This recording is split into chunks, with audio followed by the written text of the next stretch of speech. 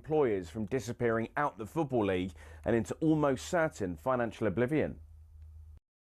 Back in 1999, Carlisle United, managed by Nigel Pearson, were fighting to stay in the Football League. Carlisle's finances were precarious with a capital P that season, leading to a scenario where, with 3 games to go, they had to ask the FA to sanction an emergency loan deal to bring in a goalkeeper. Swindon Town's Jimmy Glass arrived at the club. His efforts in his first 2 games earned the Cumbrians 2 draws. Those vital points meant that Carlisle went into their final game of the Division 3 season, now League 2, needing to beat mid-table Plymouth Argyle in front of their own fans and hope their relegation rival Scarborough didn't win against Peterborough at home. The game at the McCain Stadium finished 1-1, and with the same scoreline at Brunton Park deep into injury time, Scarborough's fans invaded the pitch en masse, believing their Football League status was secure, convinced they'd done enough to stay up. However, there'd be one more plot twist. Carlisle won a corner in the dying seconds, and up came Jimmy Glass. In one of those you couldn't make it up moments, Glass scored from a rebounded header and was promptly swamped by teammates and thousands of fans who quite simply couldn't believe what they'd just witnessed. As for Jimmy Glass, he became an overnight celebrity, but he never played for Carlisle again, and his playing career never really kicked on after that defining moment. He took on various jobs outside of football before finding his way back into the sport as player liaison officer at Eddie Howe's Bournemouth, and most recently the general manager at non-league Wimbledon. Not the fairy tale ending to one of the most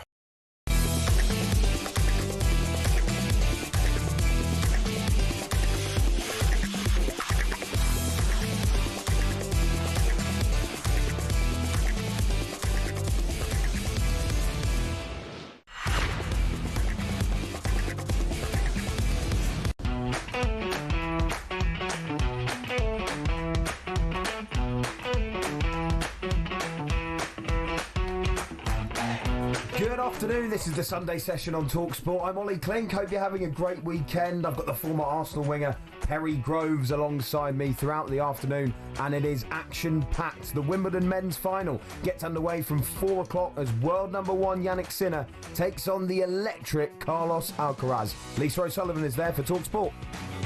After 14 days, we're counting down to the last match of the championships. The grass no longer a lush green, but the sun keeps shining. And despite a fortnight of shocks and surprises, the top 2 are into the gentlemen's singles final. It used to be everything stops for tea at 4 o'clock, but that's when we'll just be getting started with Yannick Sinner versus Carlos Alcaraz. England are still battling away with the bat on the 4th day of the 3rd test with India. How's their second innings looking? Sam Ellard. England 152 for 4, Stokes has 20, Root has 40. This partnership for the 5th wicket worth 65 runs. No wickets for India in the afternoon session yet, but Mohammad Siraj has been a really unlucky bowler. Beautiful spell after lunch. A big WWE shout on Joe Root moving across his stump, trying to work the ball into the leg side. It looked out, given not out on field. They went upstairs, umpire's call. Root survives. England 153 for 4, leading by 153 runs. At 8 o'clock tonight, we'll bring you a choice of listening. Over on talkSPORT 2, there will be live commentary of the Lionesses' crucial final group game against Wales, where they need a win to guarantee their progression to the knockout stages at the Women's Euros. While exclusively on talkSPORT, it will be the Club World Cup final as Chelsea take on PSG. This is the Sunday session on talkSPORT. And an emotional pre-season friendly too for Liverpool, their first since the tragic passing of Diogo Jota and his brother Andre Silva. There have been moving tributes as the action has just got underway. Here's talkSPORT's John Dunn. Yeah, thanks, Ollie. A couple of minutes in here, it became a kind of insignificance in a way. This is all about remembering Diogo Jota and his brother Andre Silva. But the pre-match tributes were very fitting, very emotional.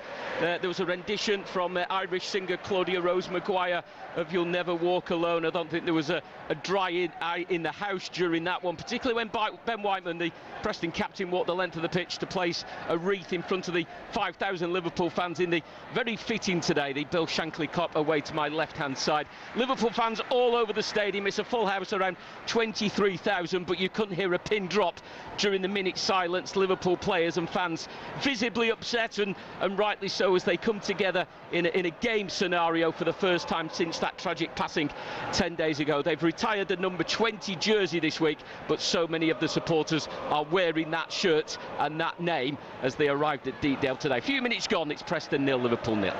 John, thanks very much indeed. Perry Groves, such a difficult day, isn't it, for everyone connected with Liverpool and those players too, you know, having to step out for the first time, of course the manager and all the staff, you know, knowing that someone is missing. It's a tough day, isn't it? Well, football doesn't matter, does it? Powers into insignificance, and it's not that important. And I'm sure along with a lot of other people, and especially close family and friends of Diogo Jota and Andre Silva, it hasn't really sunk in yet.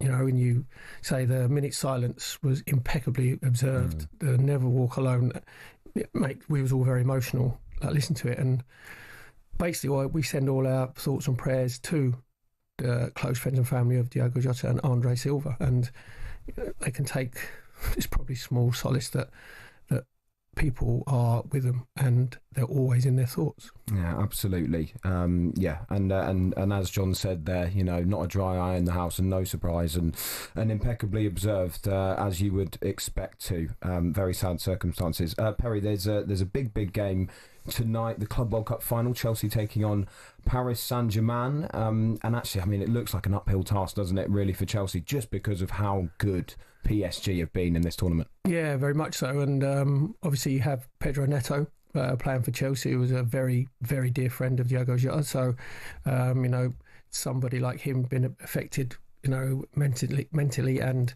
emotionally. So, you know, he's had a really tough time.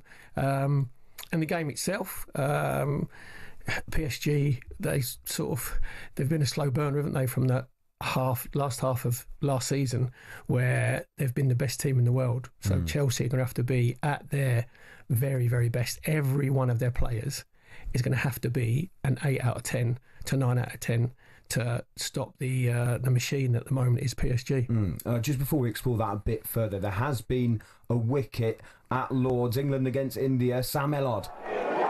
And a big wicket for India. They've finally got their 5th wicket. England 154 for 5, and it is Joe Root who goes for 40. The man that gets him, Washington Sundar. Joe Root stepping across, trying to go for one of his favourite shots, the sweep shot, but he's bowled around his legs. Joe Root absolutely furious. The game swinging once again. The 5th wicket partnership for England was a good one, taking the score from 87 for 4 to 154 for 4. But Sundar gets Joe Root. Jamie Smith comes to the crease. He joins the England captain Ben Stokes, who is not out on 22. We got half an hour to go until tea on day 4. Root goes for 40. England 154 for 5, leading by 154 runs. Yeah, another thrilling test match there. It's so in the balance, that too, at Lord's still, and you just feel if England can tickle up to maybe about 250, Perry, they might be all right there. Just going back to the Club World Cup though, it was interesting. I was on with Andy Jacobs the other day on talkSPORT, obviously big Chelsea fan,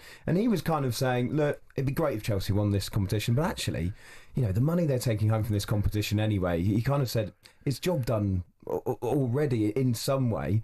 Do you agree with that, or do you think, no, you've got to get this over the line? No, Andy, I love Andy to death, but I don't consider him a good friend, but he's talking nonsense, because once you get to a final, you want to win it. And this isn't going away. This World Club Cup competition isn't going anywhere, because it'll be every 4 years, and it's going to be kudos for you to be able to say we were the first winners. If you look back to like the Country World Cup started in 1930, where Uruguay won it, and it was like invitation only, and a lot of the big countries just went, no, we can't be bothered. I know it's obviously you come in nearly like 100 years down the line, but look how massive that, and this Club World Cup will end up being as big. Do you think? Yeah, because if you're in it, like I'm an Arsenal fan, I'd love Arsenal to be in it, because if you're in it, it means you've either won your Premier League or you've won the Champions League. So I know they had to do it, invite the teams sort of for what they'd had already won, because they didn't know who was going to win the Premier League, and like obviously PSG won the Champions League. Yeah. But I've actually really enjoyed it. It's a spectacle. Yes, well. It's been a slow burner, which, let's be honest, the Country World Cup is always a slow burner in the group stages, because you can sort of gauge and guess which teams are going to go through to knockout stages, because that's why you have the group stages, to virtually guarantee that the two biggest teams in each group go through, because obviously of TV viewers and like the money that is generated around the world through the TV companies. So yeah, but I've really enjoyed it. So does that mean that if Chelsea do get this over the line, you will view this as a huge achievement? Because I still feel, even if they beat this PSG side, I still feel that there will be fans of some other clubs, as we always do as football fans, who look at it and go, "That was only that kind of Mickey Mouse competition over in the States." Yeah, but that's because your club hasn't won it. Do you know what I mean? It's politics of envy, isn't it? Because they will be quite rightly crowned as the World Club champions. And this young team, we know we talk about it further down the line, but the belief that it could give to this young team going forward, this is the biggest game of a lot of these young players' careers, because it's bigger. Would you think is the biggest game, this against PSG or the Conference League final? Yeah, it's got to be PSG. It's got to be this. Absolutely. Yeah. And but having said that, people have said the same thing about the Conference League. You know, that Chelsea shouldn't have even been in it, and that it was, you know, if they'd lost it, it would have been embarrassing. Well, no, it's the best teams don't win cup competitions. Do you know what I mean? You have upsets in cup competitions.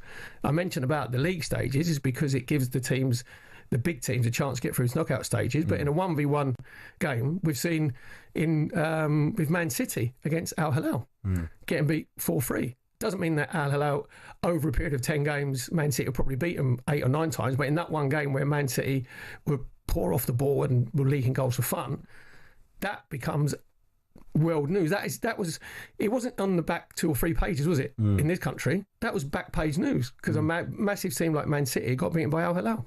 Do Chelsea have a chance tonight, do you think? Because it's just such an elite PSG, the way they dismantled Real Madrid. Do they have some sort of chance? Have they showed you enough during this tournament for you to think, do you know what, they'll give PSG a good go tonight? I think if you was going on a percentage, you'd be talking 25% chance of winning it again, but that obviously cup competition, and I'll be more interested in seeing the starting 11s, because I think that Enzo Maresca, I know João Pedro obviously got 2 worldies against Fluminense, but I wouldn't play him up front. I would play Liam Delap up front, because with PSG, you know, whether it's Doué, whether it's Dembele, Kvaratskhelia, you know you're going to be pressed and pressed and pressed and pressed, and you got to beat that press. So I think if you play Liam Delap up front, he's the one who will hold it up and take that little bit of pressure off you. And we're talking about, you know, players have got to have the games of their lives.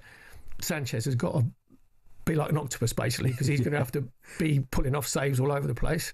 But if you look at Chelsea, they're a goal threat. Yeah. And we've seen there's stages in games with PSG where they can't keep pressing, even in the 2 semi-finals against Arsenal, where they were the better side, but there's little periods in those 2 games where they just dropped off. And what you've got to do is, when they drop off, when they lose that bit of intensity, you've got to punish them. You've got to take your chances, and then that puts them under a bit more pressure. Well, it is tonight live on talkSPORT exclusively. Chelsea against Paris Saint-Germain in the Club World Cup final. It's an 8 o'clock kickoff. All the build-up with Adrian Durham from 7:30. Let's check in on the latest at Wimbledon, shall we? Lisa O'Sullivan is watching for talkSPORT.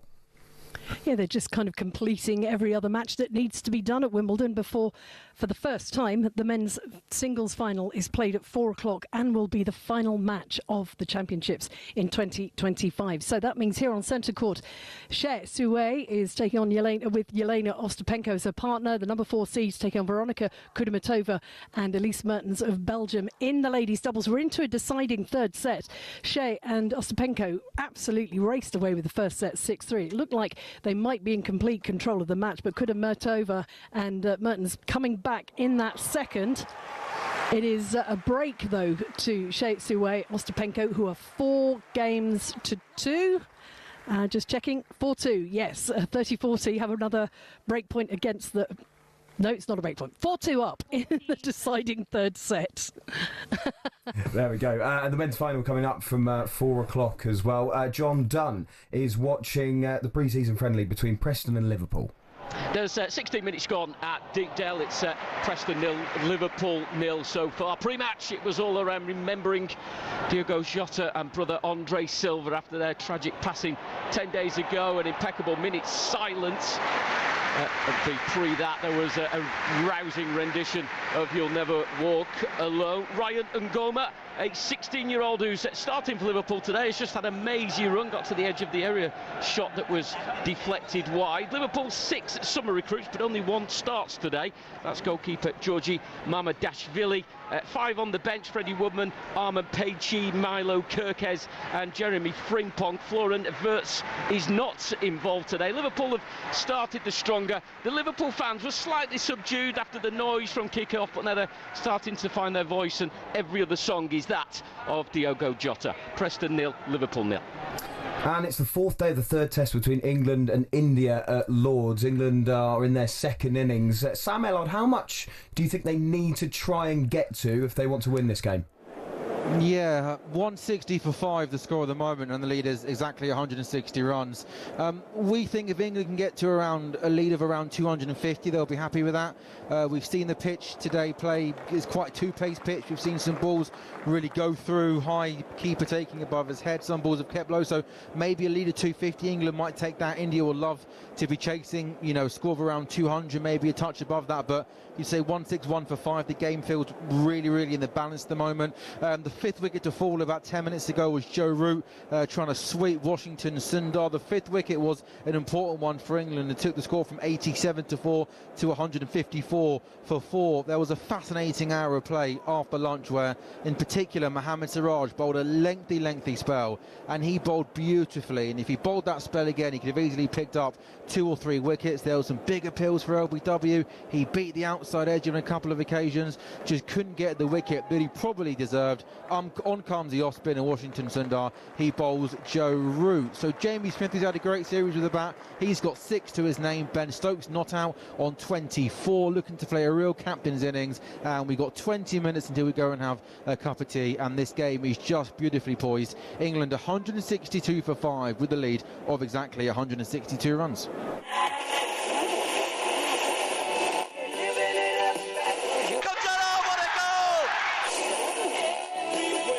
Sounds of the weekend. This is a journey into sound.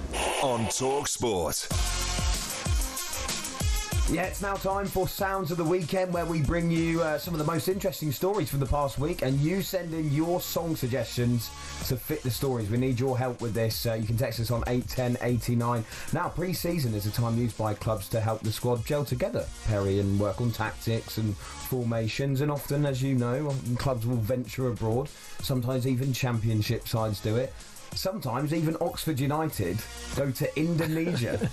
And sometimes their boss, Gary Rowett, gets carried into a press conference on a lion.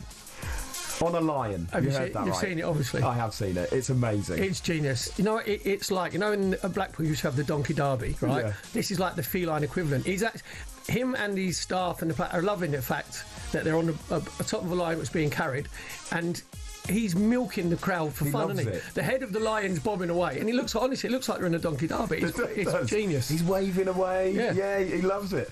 But yeah, it's a custom in the Southeast Asian nation at special events or ceremonies that a ritual is held. It's called a Sisangan, in which they carry a special guest on an effigy of a lion. So come on, Perry, give us some lion songs. Lion Sleeps Tonight type fit, obviously one for the teenagers. Has to be. Call for Cat, Squeeze. Anything by Carrie Underwood. See what I did there? Oh, that's good. I'm here all week. Iron Lion Zion, Bob Marley. What you I'm got? thinking of Little Lion Man, Mumford and Sons. Oh, that cheeky. kind of works, doesn't it? Yeah. Call for Cats. My dad particularly would love. I think that's his karaoke song. Is that his go-to? Is it? Oh yeah, he would love that. Loves a bit of Squeeze. He does, yeah. Not on saying that your choices are wrong. The Indian sent signals and the cross-up the pass. Yes, there we go. Right, our other story today. After nicking his number 10 shirt at Manchester United, Matheus Cunha has revealed that he has Marcus Rashford's own number 10 as a memento in his house. rubs it in a bit. Do you know what the thing is there been any bigger sign of a lack of awareness? Like, that I'm actually literally taking your shirt. Yeah. Do you know what I mean? Quite literally. I think that all of these people or agents will say, oh no, don't do that, you're putting yourself under pressure. Yeah. So get involved with that. Give us your song suggestions on 81089. Our first songs for our Sounds of the Weekend are coming right up, but next we'll be continuing to look ahead to the Club World Cup final tonight, which is exclusively live on talkSPORT at 8 o'clock.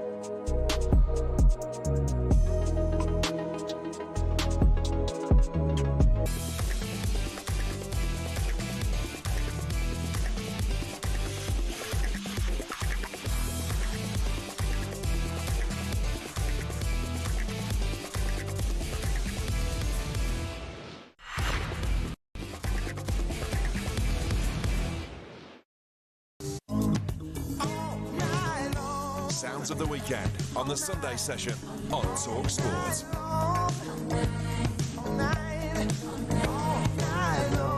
It was not your fault but mine, and it was your heart on the line. I really messed it up this time, didn't I, my dear? Didn't I? It's a solid start. Tell you what, the bar's very, very high. It's very high. Two related to the Lion story, though. Yeah, I only saw foals, right? And I'm like, it's a cub.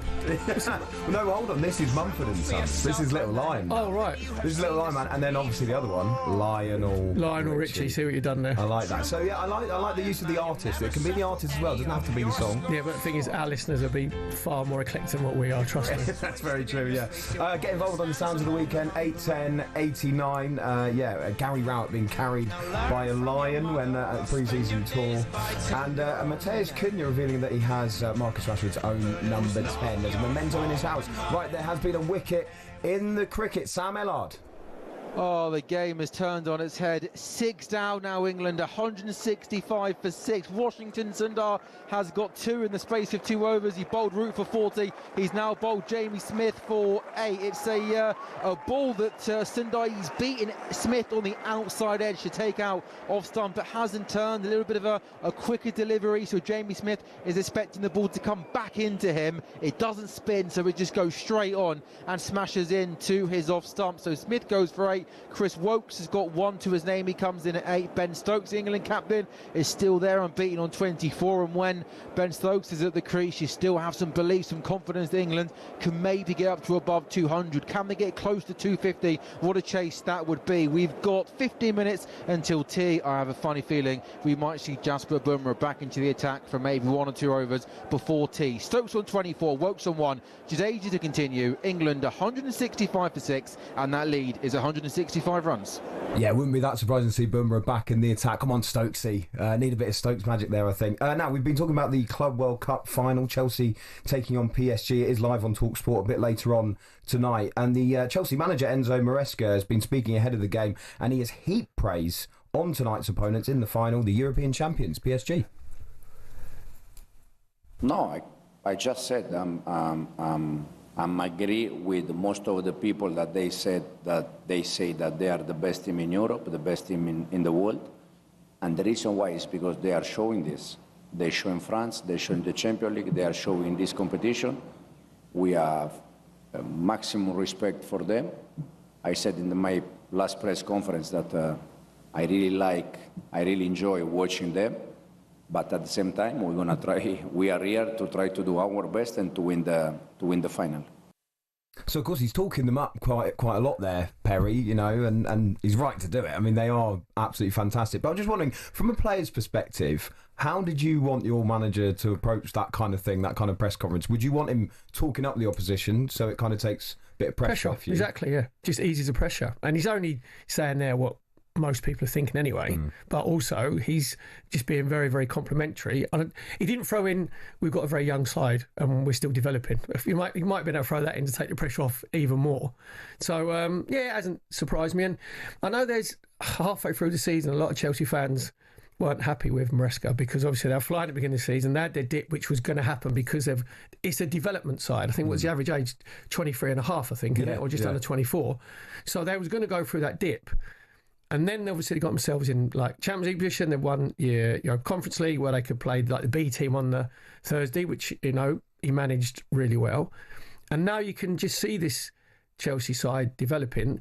The only thing I'm looking at them is I still don't think they've got a dominant centre half who's going to marshal everybody in a big experience, and the goalkeeper's still not good enough. It's got to change. Yeah, like going forward, they will create chances. And now we saw with João Pedro's like 2 worldies against Lionesses, then that takes a bit of pressure off Cole Palmer, because when he lost his form 3/4 way through the season, there was no one who took that mantle up, and it made his performances and his loss of form look even worse. So, that happens with young players. Yeah. But put it this way, he's a very good coach, right? And he'll be looking at this PSG side. If you look against Real Madrid, when the 2 centre-halves made shocking mistakes. Asensio was the first one, Rudiger was the second one, like an air shot.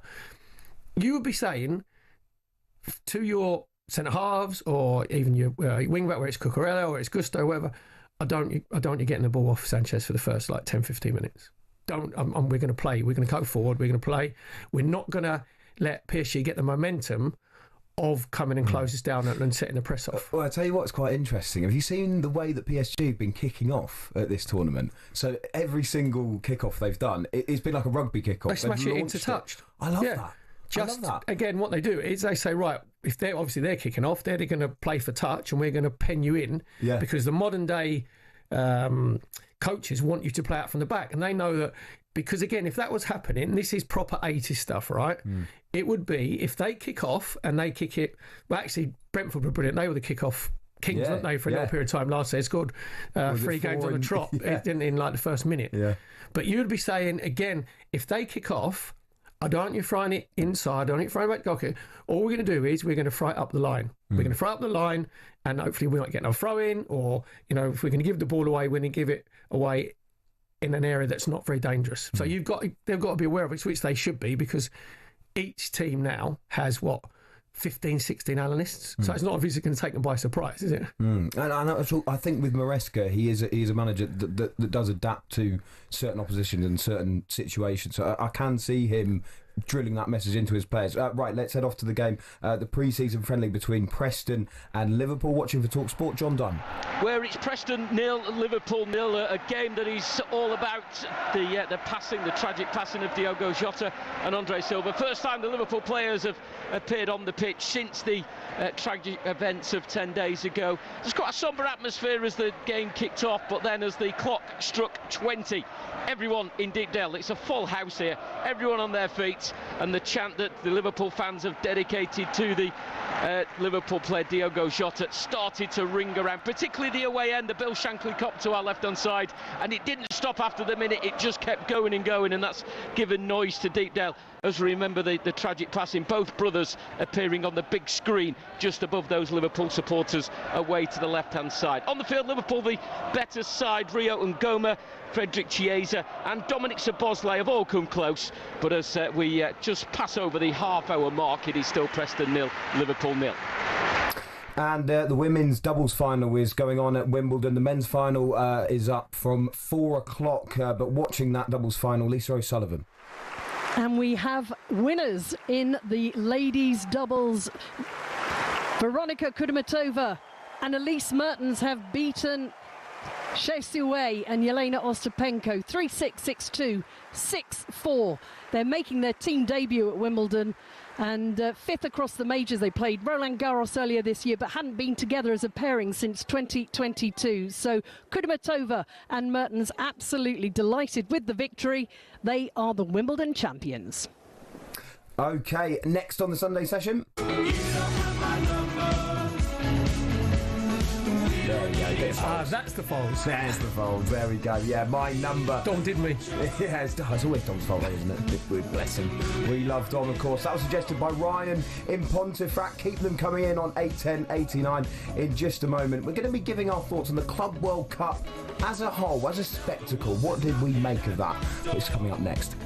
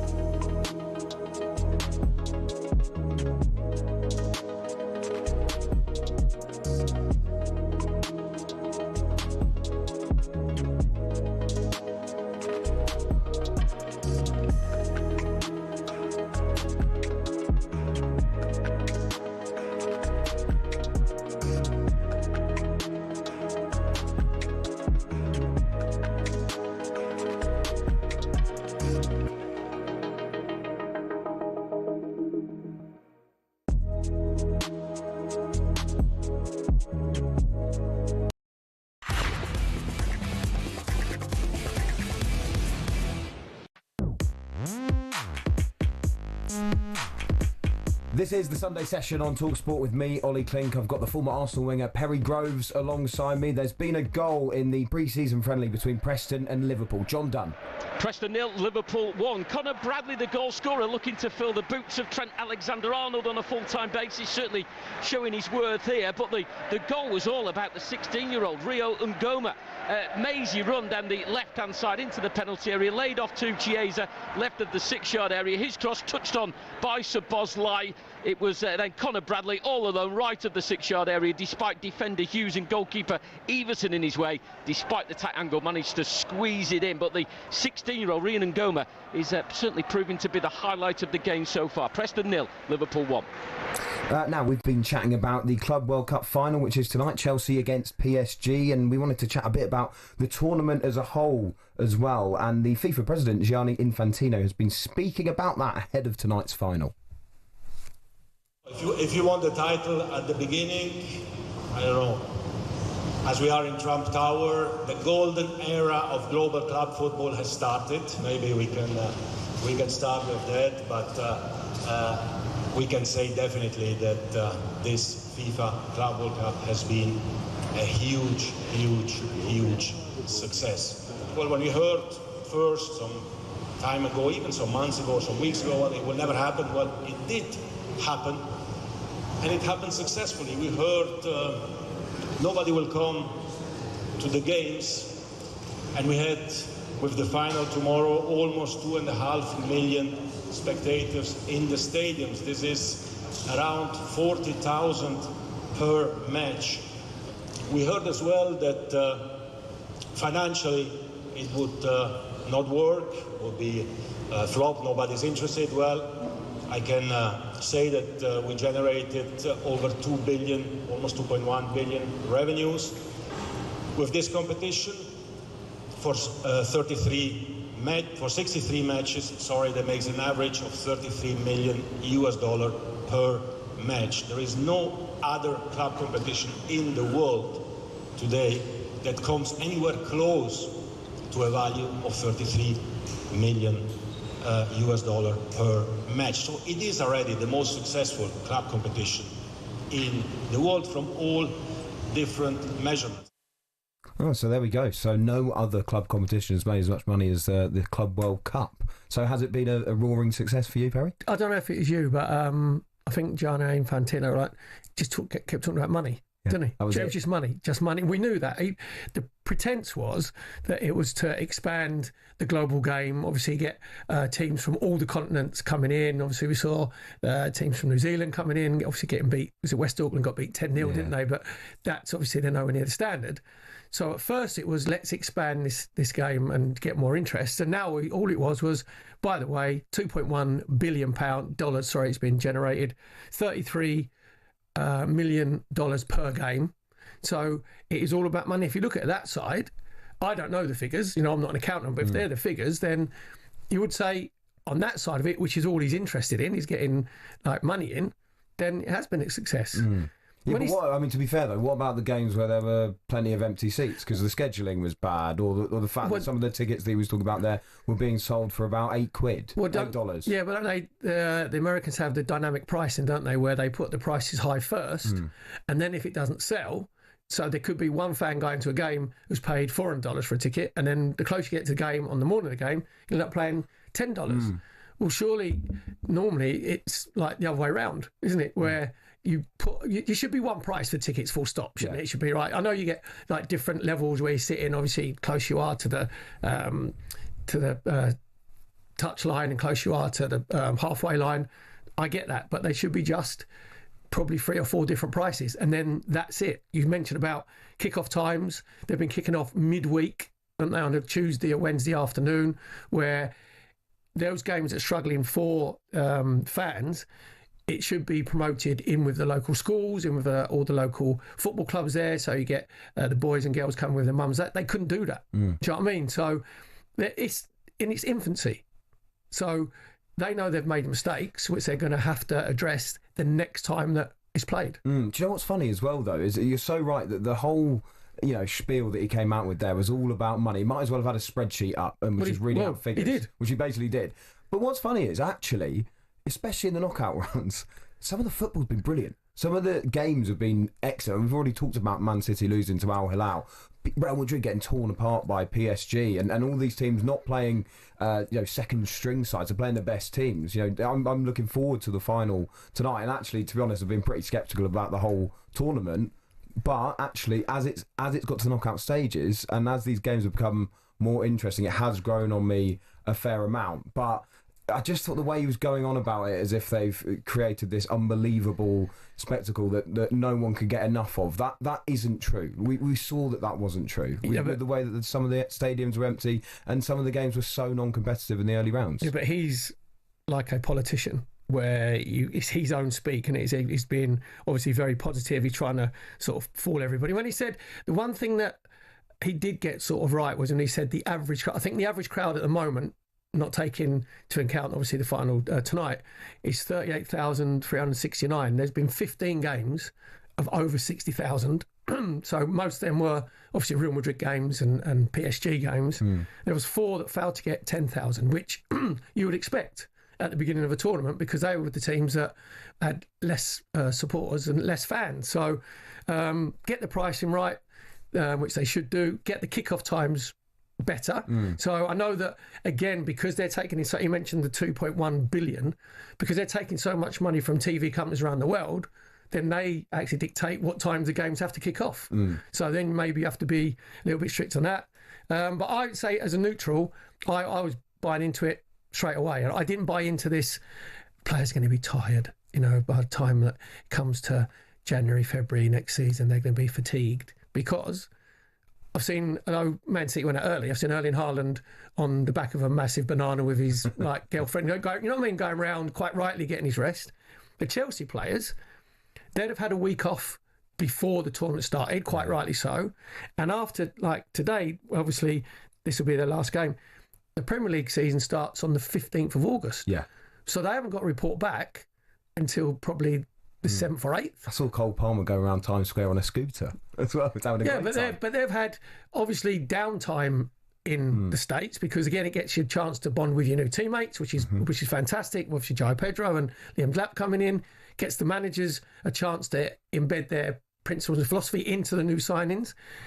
And the players will spend more time with their new teammates than what they would do normally, because they have nothing. There's nothing else to do. They're not training pre-season, where they're training in the morning, training in the afternoon, going to have an ice bath, have massage, go to bed, waking up. They've got a little bit of spare time.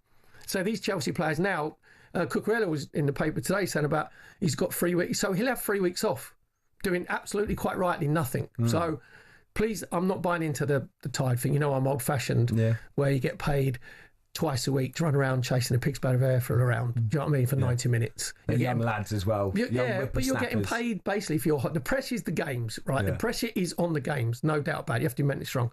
But you're getting paid for your hobby. Yeah. So, but the more and more you tell someone they're tired, they're going to be tired. The more and more they're going to be tired. So I ain't going to buy into this tired nonsense. Fair enough. Let's head across to Lords. It's tea on the 4th day of the 3rd test between England and India. How's it looking, Sam Ellard? Time for a cup of tea, and we'll go to that cup of tea, Ollie, with England 175 for 6. That's with a lead of exactly 175 runs. England resumed 98 for 4 for the first hour and a half of the session. They were going along really nicely. The 5th wicket partnership for England was a good one, worth 67 runs between Root and Stokes. Then the off-spinner Washington Sundar came into the attack, and he picked up a couple of wickets in a couple of overs. First, the big one of Joe Root for 40. Root looking to sweep, beaten round his pads, bowled for 40. Then Jamie Smith bowled by Washington Sundar, a ball that Smith thought was going to spin into him. It went straight on, crashed into his off stump. So Stokes will go to tea on 27. Wokes will go to tea on 8. And if you are listening abroad, overseas listeners can go to the talkSPORT Cricket YouTube channel and listen to commentary live here from Lords, when we resume in 15 minutes time. England will be 175 for 6 and leading by 175 runs. Sam, thanks very much. Get yourself a cup of tea, maybe a couple of scones as well. Now let's take a look at the latest cricket test series action with Betfair. England versus India Test Series preview on talkSPORT with Betfair, built for big game players. Head to the Betfair app for the latest odds. 18+, gambleaware.org. And I'm delighted to welcome in Sam Rosbottom from Betfair. Sam, how you doing?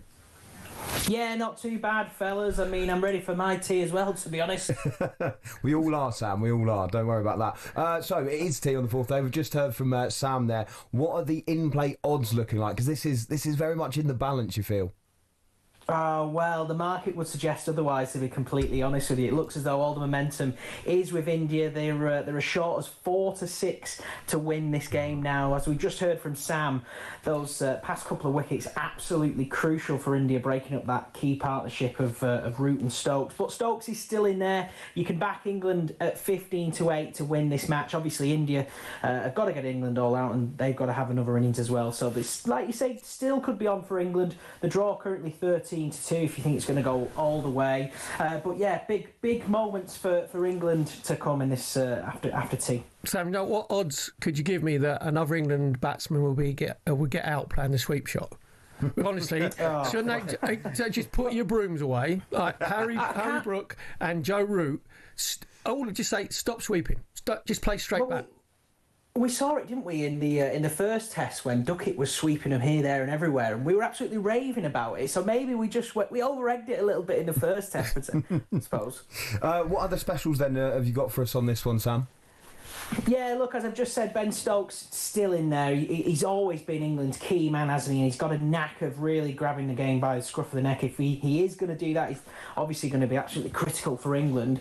We've got some odds on that in play. Ben Stokes to score 50-plus runs in the second innings, currently even money.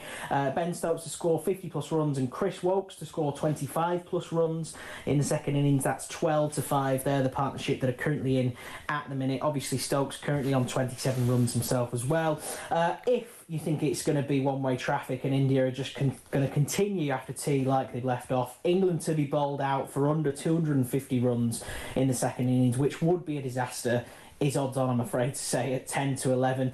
And then if you want to look a little bit further down on those in-play markets, then we've got India to win the match without losing a wicket in the second innings, which would really rub salt in the wounds. That's 18-1.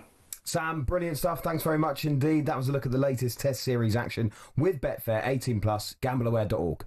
England versus India Test Series preview on talkSPORT with Betfair, built for big game players. Head to the Betfair app for the latest odds. 18+, gambleaware.org. It's half-time in the pre-season friendly between Preston and Liverpool. Here's John Dunn. Preston 0, Liverpool 1 at half-time. An emotional Deepdale, the first time Liverpool have been in action since the tragic passing of Diogo Jota and his brother Andre Silva 10 days ago. A rousing rendition of You'll Never Walk Alone, followed by an impeccable minute's silence before the game.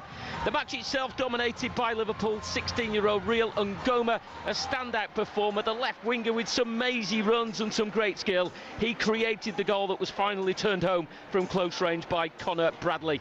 The result of the game is probably insignificant after the tragic passing of the two brothers, but everyone inside Deepdale has certainly paid their tributes superbly well. Half-time, it's Preston 0, Liverpool 1.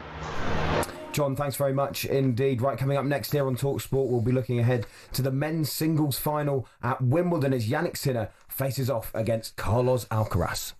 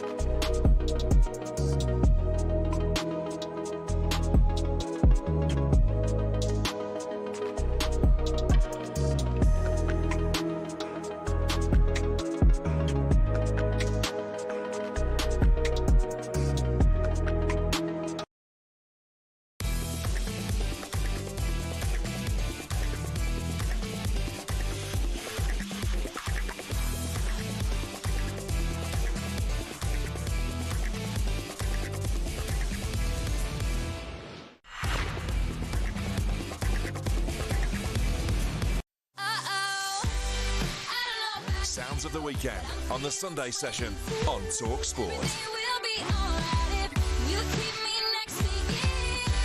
Working 9 to 5, what a way to make a living. Barely getting by, it's all taking and no giving. Good choices. Can't be a bit of Dolly. Can't be a bit of Dolly. Can't beat a bit of Taylor Swift before that as well. So Joe's a big Swiftie. So are you a Swiftie? I tell you, into Tay-Tay? I quite like Tay-Tay. Sam Matterface. Joe's a big Swiftie. Alan Pardew. Really? Alan Pardew's a big Swiftie, yeah. Do you know what? No, I know he loves a Swiftie, but I'm not sure he was like big, so that surprised me. No, he really does. Pards down with the kids. Yeah, he loves it. Tell you who else he likes? N-Dubs. Alan Pardew is an N-Dubs fan. Proper left field. Yeah. So, I mean, you would never pick that out. How was you when you was with Pards in the same shadow? Was you Cock-a-Doodle fan? Oh, yeah. Yeah. It was surreal. It was very surreal for me. Going out, watching his team a fair amount. And then, you sat next to the gaffer. His team selections. Yeah, exactly. I didn't tell him about that. Well, no, he'd have known, trust me. Yeah. Oh, yeah. I kept that quiet, though. We focused on the good times, so let's put it that way. I've got a quiz question for you, by the way, because we had Taylor Swift 22, and this is all about Cunha taking Rashford's number 10. Right. Who is number 22 for Manchester United? Who's number 22? Put it this way, I'll be very impressed if you get it.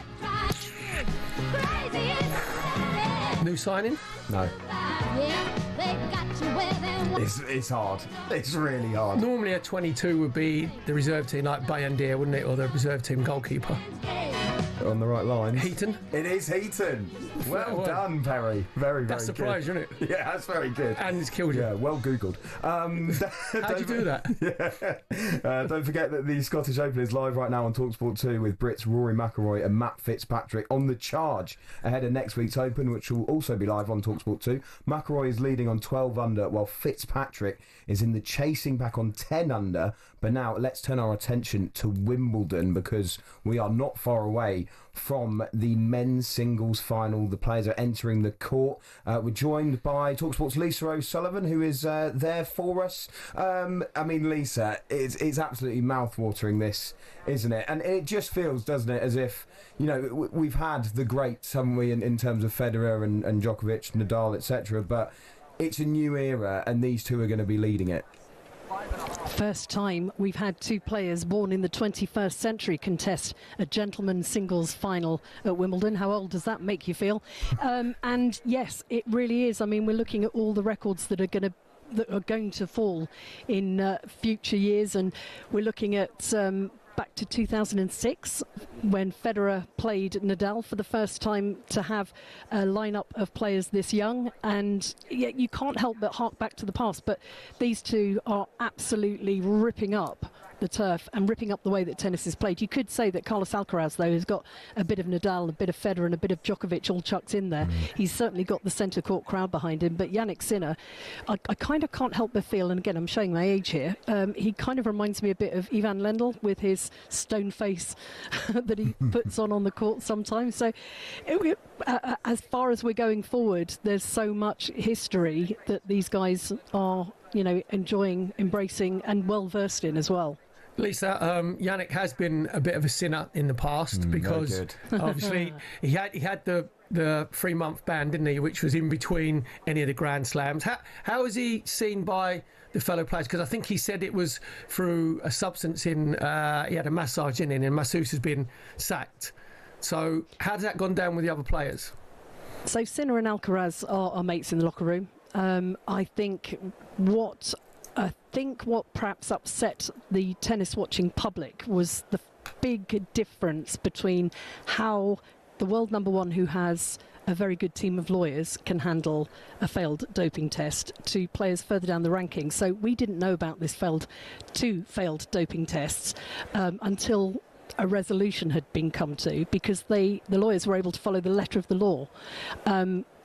The players that don't, Tara Moore is the one that kind of comes to mind, a British player who was given a doping ban for eating, as it turned out, contaminated meat that had been served in the players' restaurant at an event, and she was out of the game for 18 months before being cleared. Wow. and didn't, it's just ridiculous. But Sinner was able to negotiate a 3-month ban that fitted his timetable. So he's had 3 months off this year, effectively. And it did come from, and, it wasn't performance enhancing. It was a minuscule amount, but it was a failed doping test.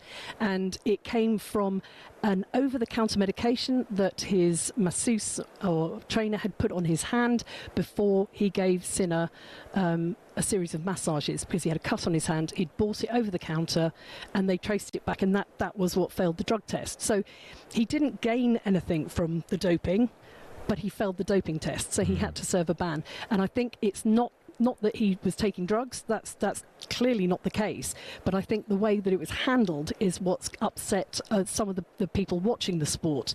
Those within the sport are just too focused on their own games. I don't think the players in the locker room have any particular grudge with him that way. He is world number one. He's one of the best players. They just want to beat him because he is world number one and will continue to be, whatever the result this afternoon. And Lisa, in terms of Alcaraz, I mean, Roger Federer won 5 Wimbledon titles between 2003 and 2007. Novak Djokovic won 4 consecutively, and this could be the 3rd consecutive win for Alcaraz. Do you think he could then go on to match or even surpass those records set by Federer and Djokovic?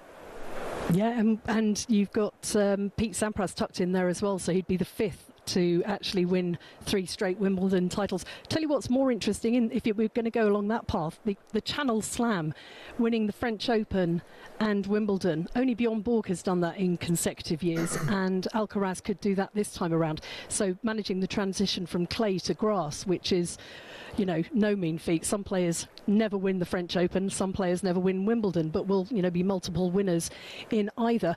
I think there's no doubt, because he's so young. He's 22 years old. You kind of feel with Alcaraz, anything's possible. He whips up shots and enjoys kind of making it up, and you see him turn around to his box sometimes, kind of like a 5-year-old kid going, "Did you see that? Did you see that?" You kind of feel that's what he wants to say to them. And I think that energy that he brings onto the court is why he's so popular with people watching it, because they just don't know what he's going to bring out next. And I don't think he does half the time. I think he kind of thinks, "I'll have a go at that. I'll have a go at that." What he's been doing this year is focusing on his serve, which made the first set against Taylor Fritz a little dull, because he was serving so well. And he said, "Oh, well, if I can be a serve bot and get my way deep into a match, I'm quite happy to do that." Well, we all want a bit of the Alcaraz Mataz, don't we? We don't want just a Pete Sampras style victory. So I think anything's possible with him, but what makes a true good champion is somebody to match him, and that's what we've got with Jannik Sinner, who goes into this favourite, I believe. It is mouthwatering, isn't it? Lisa, thank you very much indeed. Enjoy it, and we'll be checking in with you throughout the afternoon. Right, next on the Sunday session.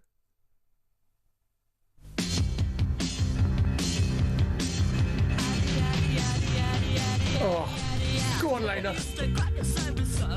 You have no idea who this is, do you? No, not a clue. Take us through this one, please. Lucky number, Lena Lovitch. Oh, sounds like me on my bedroom wall. Sounds like a Wimbledon winner.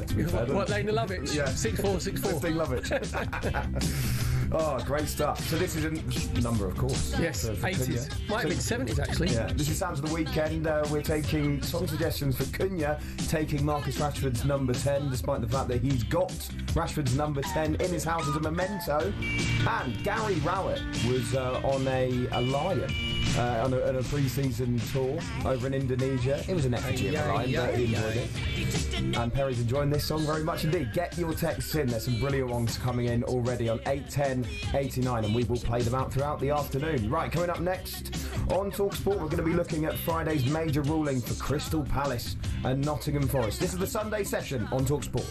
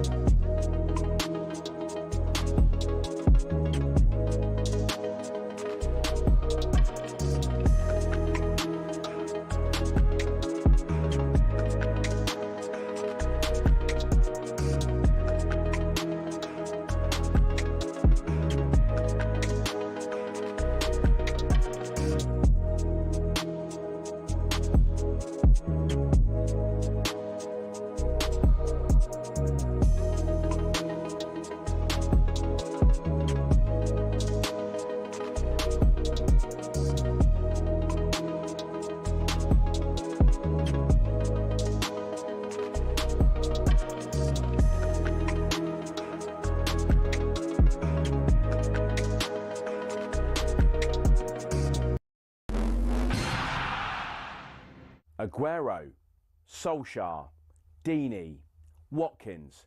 Sure, you know all about those last-minute goals, but have you heard the one about the on-loan goalkeeper who saved his temporary employers from disappearing out the Football League and into almost certain financial oblivion?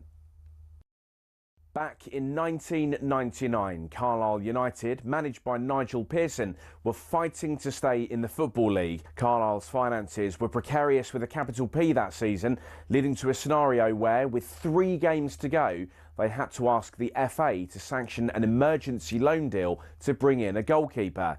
Swindon Town's Jimmy Glass arrived at the club. His efforts in his first 2 games earned the Cumbrians 2 draws. Those vital points meant that Carlisle went into their final game of the Division 3 season, now League 2, needing to beat mid-table Plymouth Argyle in front of their own fans and hope their relegation rival Scarborough didn't win against Peterborough at home. The game at the McCain Stadium finished 1-1, and with the same scoreline at Brunton Park deep into injury time, Scarborough's fans invaded the pitch en masse, believing their Football League status was secure, convinced they'd done enough to stay up. However, there'd be one more plot twist. Carlisle won a corner in the dying seconds, and up came Jimmy Glass. In one of those you couldn't make it up moments, Glass scored from a rebounded header and was promptly swamped by teammates and thousands of fans who quite simply couldn't believe what they'd just witnessed. As for Jimmy Glass, he became an overnight celebrity, but he never played for Carlisle again, and his playing career never really kicked on after that defining moment.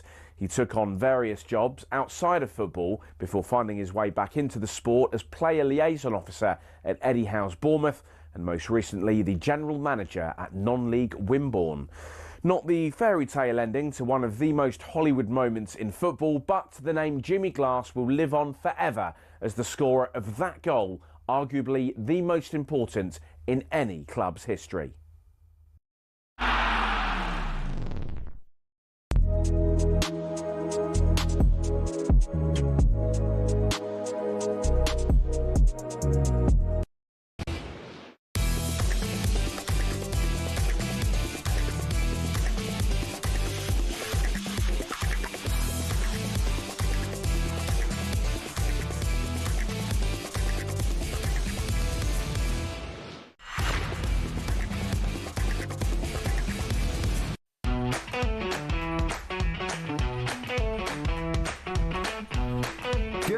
This is the Sunday session on talkSPORT with me, Olly, Clink. I'm alongside the former Arsenal winger and the king of 80s music, Perry Groves.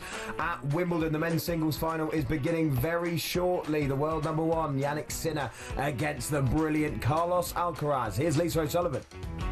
Just a few minutes now from the Wimbledon's 138th gentlemen's singles final. 5 weeks ago, in a 5.5-hour match, Carlos Alcaraz came from 2 sets down, saving championship points before beating Yannick Sinner in 5 sets. Can he make it 6 wins from 6 finals today? What could be a pivotal evening session between England and India has just got underway. Sam Ellard. England 176 for 6, leading by 176 runs. Ben Stokes, the captain of the crease, not out on 28. Chris Woakes unbeaten on 8. 2 wickets in the afternoon session for India. Both Washington Sundar. Bowling Root for 40, Bowling Smith for 8. England 176 for 6, leading by 176 runs. And the second half between Preston and Liverpool in a pre-season friendly has started. John Dunn. Yeah, underway in the second half. Preston 0, Liverpool 1. Conor Bradley scoring the only goal in the first half. Stunning tributes pre-match to mark the passing of Diogo Jota and brother Andre Silva. It's a different 11 for the second half for Liverpool. That means first sightings of Jeremy Frimpong and Milos Kerkez in Liverpool shirts. At 8 o'clock tonight, we'll bring you a choice of listening. Over on talkSPORT 2, there'll be live commentary of the Lionesses' crucial final group game against Wales. They need a win to guarantee their progression to the knockout stages at the Women's Euros. While exclusively on talkSPORT, it will be the Club World Cup final as Chelsea take on PSG. This is the Sunday session on talkSPORT.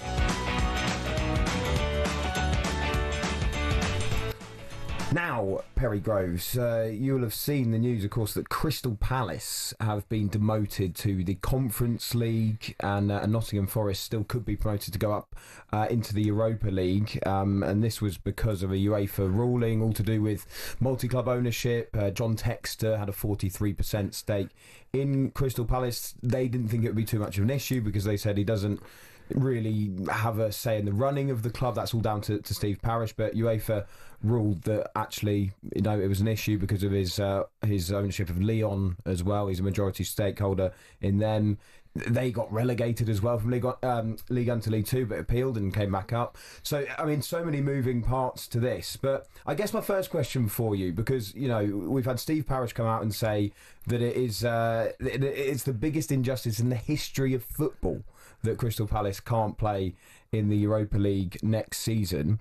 But whose fault is this? Is this the fault of UEFA and being, you know, almost too strict with their rules and not having common sense and not, not applying that common sense to this situation in terms of Palace's situation? Or is this Crystal Palace's fault for not getting their ducks in a row? Why did UEFA bring these rules in initially? Because they didn't want the multi-club ownership. They didn't want conflicts of interest. They like two teams playing in the same competition, where if one team played another, then if it meant more to, say, it was Lyon and Crystal Palace, it meant more for Lyon to go through than Crystal Palace. So you just take away any doubts of impropriety whatsoever, right? So having the rules put in are understandable.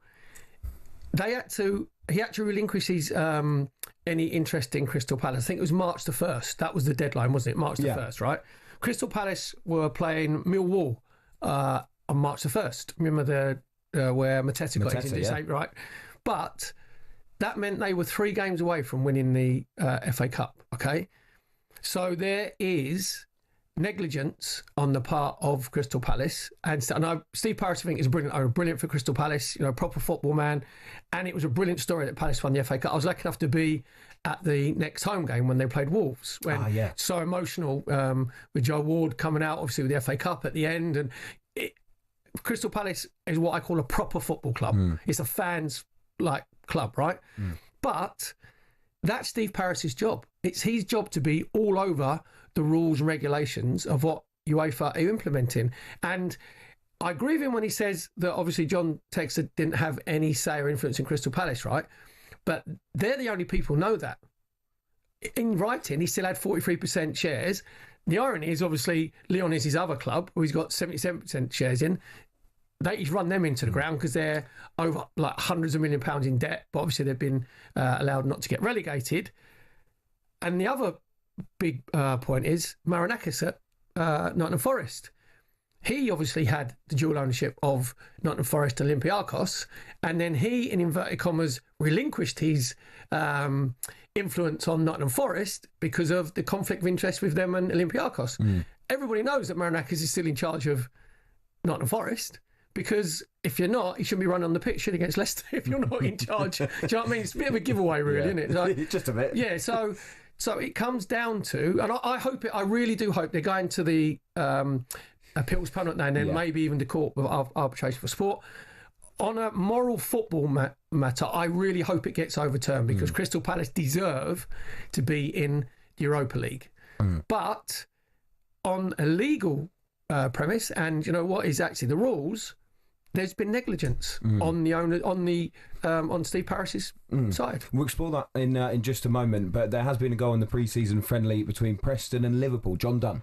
Preston 0, Liverpool 2. Darwin Nunez is the goal scorer, but it was a gift from Preston defender Jordan Storey, maybe getting his errors out the way in pre-season. Given the ball all on his own, midway inside his own half, he steered it back to goalkeeper Daniel Everson, underhit it. Nunez was on the charge, he saw the opportunity, went around the goalkeeper, and in front of 5,000 visiting supporters in the Bill Shankly Cop, he placed the ball into an empty net. Preston 0, Liverpool 2. And there's been a big wicket at Lords, England against India. Sam Ellard. Yeah, right off the tee, huge wicket. England 181 for 7. Ben Stokes gone for 33. Washington Sundar's got 3 wickets. Ben Stokes going for the slog sweep, beaten, middle stump rattled, and Washington Sundar has taken the last 3 England wickets. So Chris Wokes is in the crease, unbeaten on 8. Bryden Cast is going to come in at number 9. England would love to get up minimum to 200. Stokes gone, Sundar's got 3. England 181 for 7, leading by 181 runs. I mean, Perry, you just brought out, how big is the broom cupboard at Lord's? Too much sweeping. What is the definition of insanity? Doing the same thing over and over again, expecting a different result. Now, we're nowhere near as technically minded as the Test cricketers and Brendan McCullum, but surely 3 of our main batsmen have got out playing either a sweep or reverse sweep. Why not just say, well, should we stop? It's not really working, chaps. Just see if we can get our front foot down the pitch and play a straight bat, because they're actually giving their wickets away rather than India having to work for the wickets. It's the equivalent of playing out the back, isn't it, when it's not working? It's like Southampton playing out the back all the time. Yeah. England are just carrying on sweeping. Oh, so you're saying that Russell Martin's on the coaching staff for the England Test team? He's got a new job. Exactly. Now, we were talking about Palace, and it's interesting you brought up Forest there, of course, who could benefit from this. They could get a place in the Europa League. Rory Jennings was on the Saturday session with Forest fan Max Scott yesterday, and he had this proposal for Forest as to what they should do in this situation. Yeah, it's a disgrace. Like, they've been robbed of something. They've been robbed of something that they have achieved, a sporting achievement, a historic sporting achievement that will go down as one of the greatest days in their history, regardless of what comes next. That day, beating Man City at Wembley, the glory that came with it, the statement that came with it. Crystal Palace have been rejuvenated over the past decade or so, from the ground up, from the bottom up, from the grassroots. They have changed the fabric of their club, and they are now a serious football club, winning serious trophies, beating serious teams, and they deserve to go into the Europa League. That is what they earned. And the fact that they've been launched out of the Europa League through no sporting reason is unjust. And I'll put it to you, Max. Do you believe, as a man who is a season ticket holder at Nottingham Forest, is there any truth in what I'm about to say? That Crystal Palace being demoted from the tournament that they should be in is so egregious that Nottingham Forest should actually refuse to take their place. Forest should say to UEFA, no, this is unjust, this is wrong, and we will play. We are Nottingham Forest. We earned a right to play in the Conference League. We will do that. Crystal Palace earned the right on the pitch, and through sheer idiocy at bureaucratic level, made a mistake, and we will not take their place in the Europa League.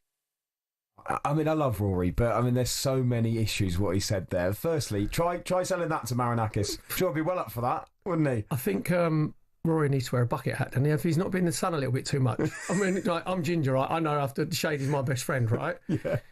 That's the biggest load of nonsense. You imagine, like, if he's a Chelsea fan and Chelsea are in the Europa League places, and it was Aston Villa who made a administrative error, and that meant that they was going to drop down from the Champions League to Europa League, and Chelsea and their owners, Todd Bowley, would go, no, to be fair, look, you come fourth and we come fifth, or fifth and sixth, whatever, you deserve miles more to be, morally, you deserve miles more to be in that competition than us. Yeah. What a load of nonsense. No way. Why would you do it? I mean, it's not Nottingham Forest. I can imagine Max's face like that. Yeah. Max was completely speechless. Yeah. He just took his breath away. But that's the whole point, isn't it? It's Crystal Palace's error. It's, you can call it unjust from UEFA if you see it as, like Steve Parish is saying, this is on a technicality, it's a ridiculous decision. Fine. It's nothing to do with Nottingham Forest. Just because they're benefiting from it. All right, they did right to UEFA. Marinakis tried to chivvy it along. Did he flag it up a little bit? He did flag it up. Yeah, bit of a snitch. Fine. Okay, I understand that. But at the same time, it's not their issue, is it? And for Forest to go, no, do you know what? We'll pass it up for the good of football. Sorry, that is not going to happen. Do you know what? You actually should do a get some texts or whatever in from Forest fans just to see if they think, yeah, do you know what? Roy's got a point there. To be fair, morally, it should be Palace in the Europa League and not us. Well, I'll tell you what, 03717 22 33 44. If you're a Forest fan, you agree with that, please come on. Yeah. And 81089 on the text. If you actually think your club should do what Rory thinks is the right thing and refuse their place in the Europa League. Sorry, but in the real world, it's just not going to happen. And also, we talked about finances, and we had Infantino talking about, the 2.1. But then the finances from the Conference League up into Europa League are far different. So this is like his business. It's big for Forest. And whenever did you know there was morals in football? Yeah, well, there we go. There has been another wicket at Lords. Sam Ellard. 2 quick wickets for India after tea. England 182 for 8. Bumrah now charging into Archer, beats him on the outside edge, and Archer survives the 8th wicket to fall at Bryden Cast. Bumrah with the wicket. The only surprise, his first wicket of the innings. An absolute beauty to Cast. The perfect Yorker that goes past Bryden Cast's defence. So Bryden Cast goes for just 1. Chris Wokes 8 not out. Jofra Archer just arrived at the crease, and England 182 for 8, leading by 182 runs. At least Cast didn't try and sweep it. Right, next on the Sunday session. Like a lion in Zion, I'm gonna be iron. Like a lion in Zion. Iron Lion Zion by Bob Marley and the Wailers. Very good from Steve in Hull. This is Gary Rowett on a pre-season tour who carried in on an effigy of a lion. He was a jockey, wasn't he? He was, He was a jockey thinking he was coming in the last furlong, going to win the race. He was having a great time. Yeah, like a bit of Bob Marley, Perry? Yeah, love a bit of Reggie. Can't beat a bit of Reggie. Love it.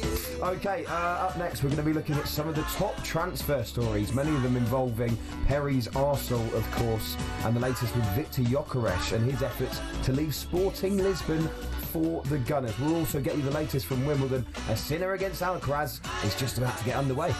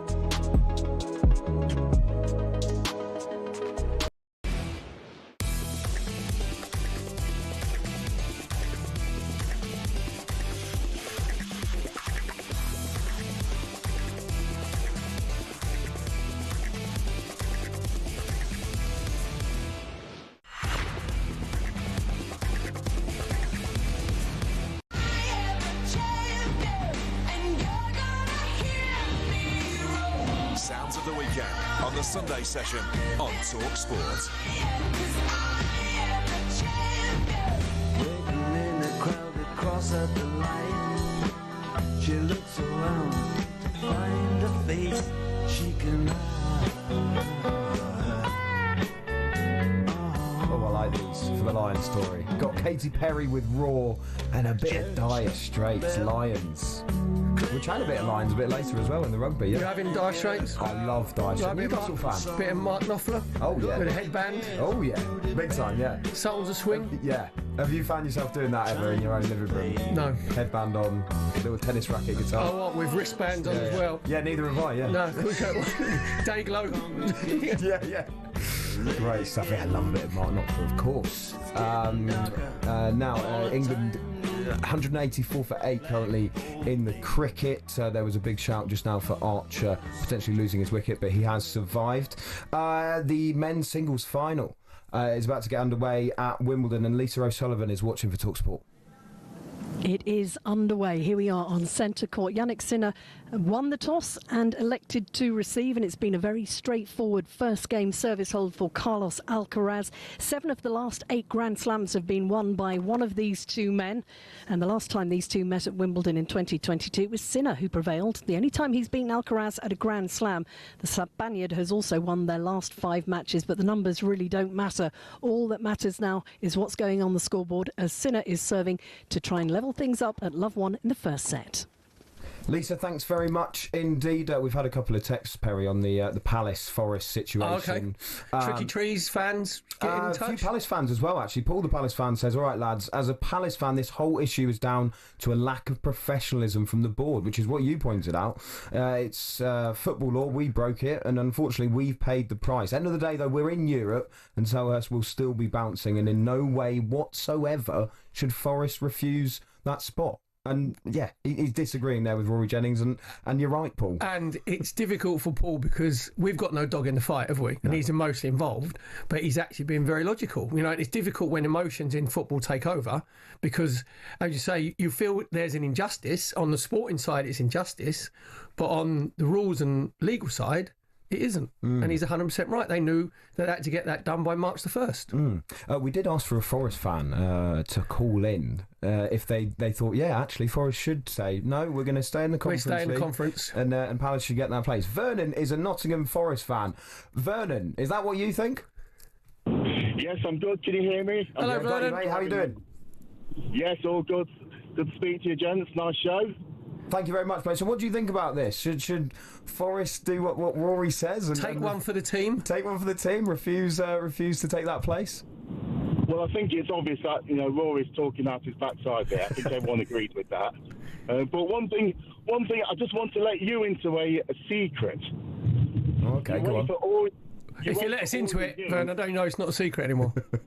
All right, okay. UEFA already knew that Palace had broken the rules. So Forest weren't drafting anyone up. So people who, journalism keep saying that Forest had drafted Palace up. No, to be fair, Vernon, we didn't say that either. We said they chivied it along, didn't they? They highlighted it. Well, what I would say is we're in the middle of July and Forest don't know what competition they're in. Surely, knowing what competition, you'll shop at different supermarkets. We don't know where to shop yet because we don't know what competition we're in. Yes, it's a good point, that. Yeah, I don't think, I must admit, Vern, I don't think that's going to make any difference whether you're in the Conference League or whether you're in the Europa League. The players that you're going to go in for. Obviously losing Elanga and it looks like Morgan Gibbs-White, all you hope as a Forest fan that money that you're going to be getting in is spent on the players that are coming in. Yeah, appreciate that, but surely you'd buy better players if in the Europa League. Conference. Yeah, but your priority is the Premier League. You're buying players that you think that are going to be able to handle the Premier League. I get what you're saying, but with the conference, we should be looking at that and thinking we've got a chance of winning that. Yeah, but also, if you've got an Europa League, you'd be thinking, if it's in, the only difference is, Vernon, I get like what Chelsea did in the conference, then you can probably play your second 11 like Chelsea did, and then you can rotate. You won't be able, in Europa League it's probably half and half. You could probably give 4 or 5 of your players a rest in the early stages, but I don't think that's going to make any difference to the players that Nuno Espirito Santos want to bring into your squad. Okay, could be fair. Still frustrating that it's July. We still don't know which competition. And is there preliminary rounds in the Conference League? Yeah, well, I'll tell you what, Vernon, thanks very much for your call. I'll tell you what, Ferry, this is actually quite spicy. The Premier League club who qualify for the conference will start at the playoff stage, which is the 21st and 28th of August. In between those two matches, guess who are playing each other? Crystal Palace at home to Nottingham Forest on August the 24th. Do you think if it was upheld that Forest went in the Europa League and Palace were in the Conference, that Nottingham Forest would give Crystal Palace a guard of honour when they walk onto the pitch and clap them on? So, yeah, thanks for that. Brilliantly, you won the FA Cheers, Cup. guys. Because there's a lot of guard of honours that goes on these days. Yeah, maybe. Well, we'll have to see, won't we? Grant is a Crystal Palace fan. Grant, what did you make of Rory's shout then that Forest should refuse that space in the Europa League? They should say, no, it's Palace's. I must confess, I think it was a stupid statement. And I'm in a home and away season ticket holder with Palace, so I will be wherever we are in Europe. And I'd much rather we were in the Europa League, but I think it was the most stupid statement I've ever heard. Do you think, where do you lay the blame at Steve Parish and the Crystal Palace board for not being... They would have known the rules, wouldn't they, regulations, that they had to get it done by March the 1st. 100%. Not only did they not get their ducks in a row, one of the ducks is a bloody pigeon. I mean, you did mention it there, Grant, as much as it is obviously a very bitter pill to swallow, and I really do feel for the players and, of course, the fans as well. But, you know, is it a crumb of comfort that it looks like you will get some sort of European football, even if it is the Conference League? Yeah, 100%. I've been following Palace for over 50 years. So I was at the 76 semi-final at Stamford Bridge. So I'm long-suffering. So I'll go anywhere in Europe, to be fair. Do you know what, Grant? Football is all about memories and fans. It's never going to take away from that massive day against Man City, is it? It's never going to take away the biggest day in Crystal Palace history. And it's never going to take away that home game against Wolves at Selhurst Park. Totally agree. I was at both, and yeah, I mean, they were fantastic. But we've got many more to come, hopefully. Yeah, well, enjoy that, Grant, and we'll see how it all plays out. Thanks for your call. 03717 22 33 44. I would love to hear from someone who agrees with Rory, by the way. I really would. If a Forest fan or Palace fan agrees with Rory, come on and tell us. I don't think even Rory will phone up and say that he agrees with himself. Rory's going to put a voice on. He's probably sitting in an ice bath somewhere. Okay, all right, calm down. Take a deep breath. It's all good. Do a bit of yoga. There has been another wicket in the game between England and India at Lord's. Sam Ellard. England 185 for 9. Jasper Bumrah has bowled Chris Woakes with an absolute beauty. Landed around fifth stump on a length. It seemed in down the slope, and it's bowled Chris Woakes. So Woakes is the 9th wicket to fall for 10 runs. Archer is yet to get off the mark, and the number 11 Sharad Bashir is going to join Archer at the crease. Can England get up to 200 runs? England at the moment 185 for 9, leading by 185 runs.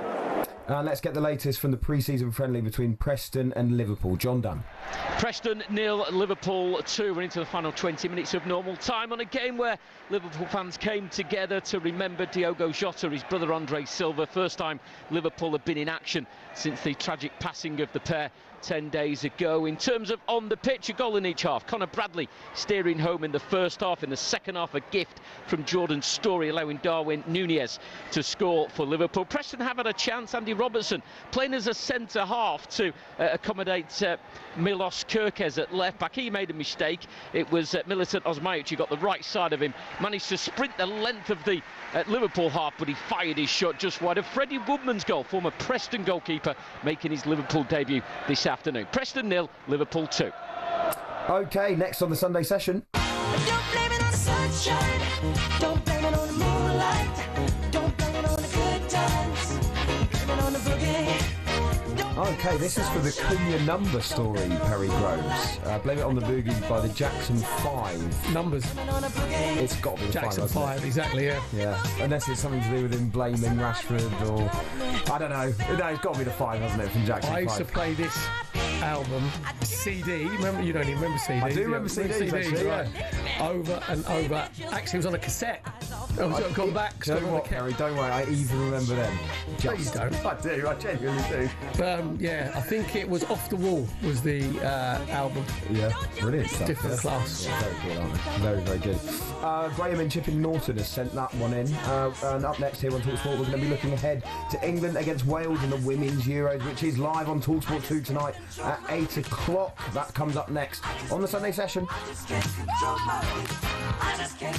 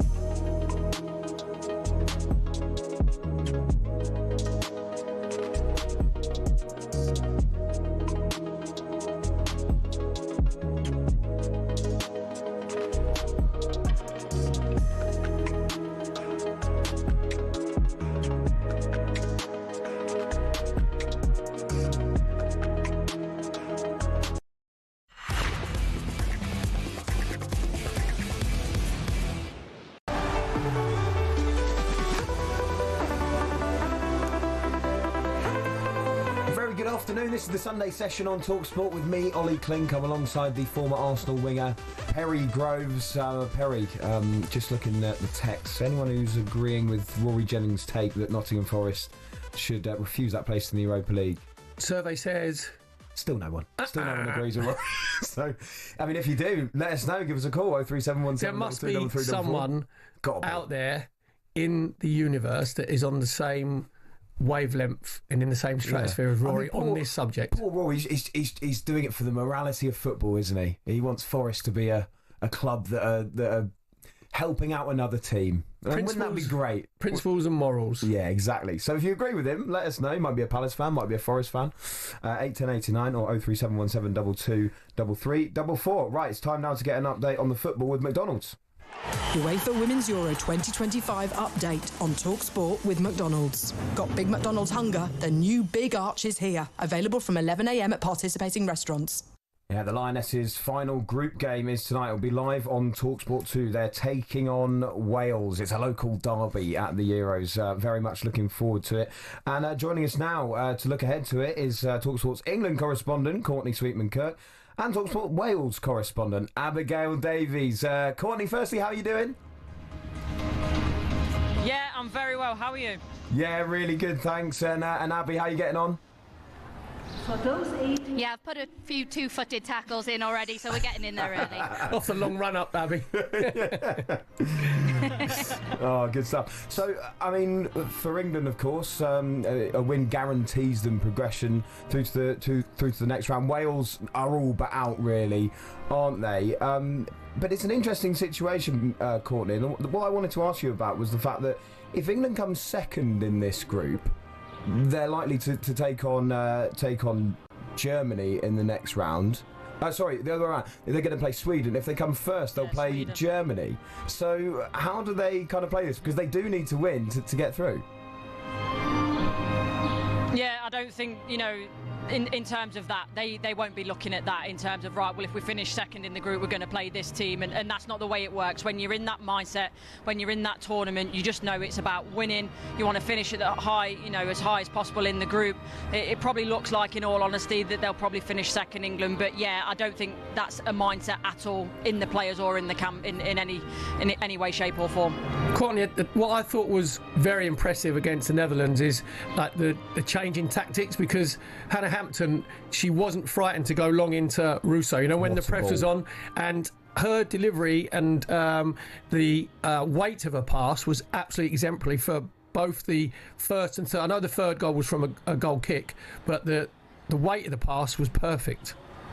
Please remain standing. Yeah, it was. I think, Hannah's her distribution is probably one of her biggest skills, and I don't necessarily think it was a change in tactics. I think it was actually an execution of the game plan that they wanted to play against France, but I think France were very good in terms of their energy, their high press, and they limited England to be able to do that. I think when you look at, England when they play well, that's what they want to use. Hannah Hampton, her long passing. So yeah, not necessarily a change in tactics, actually just executing what was wanted from the France game, but didn't happen.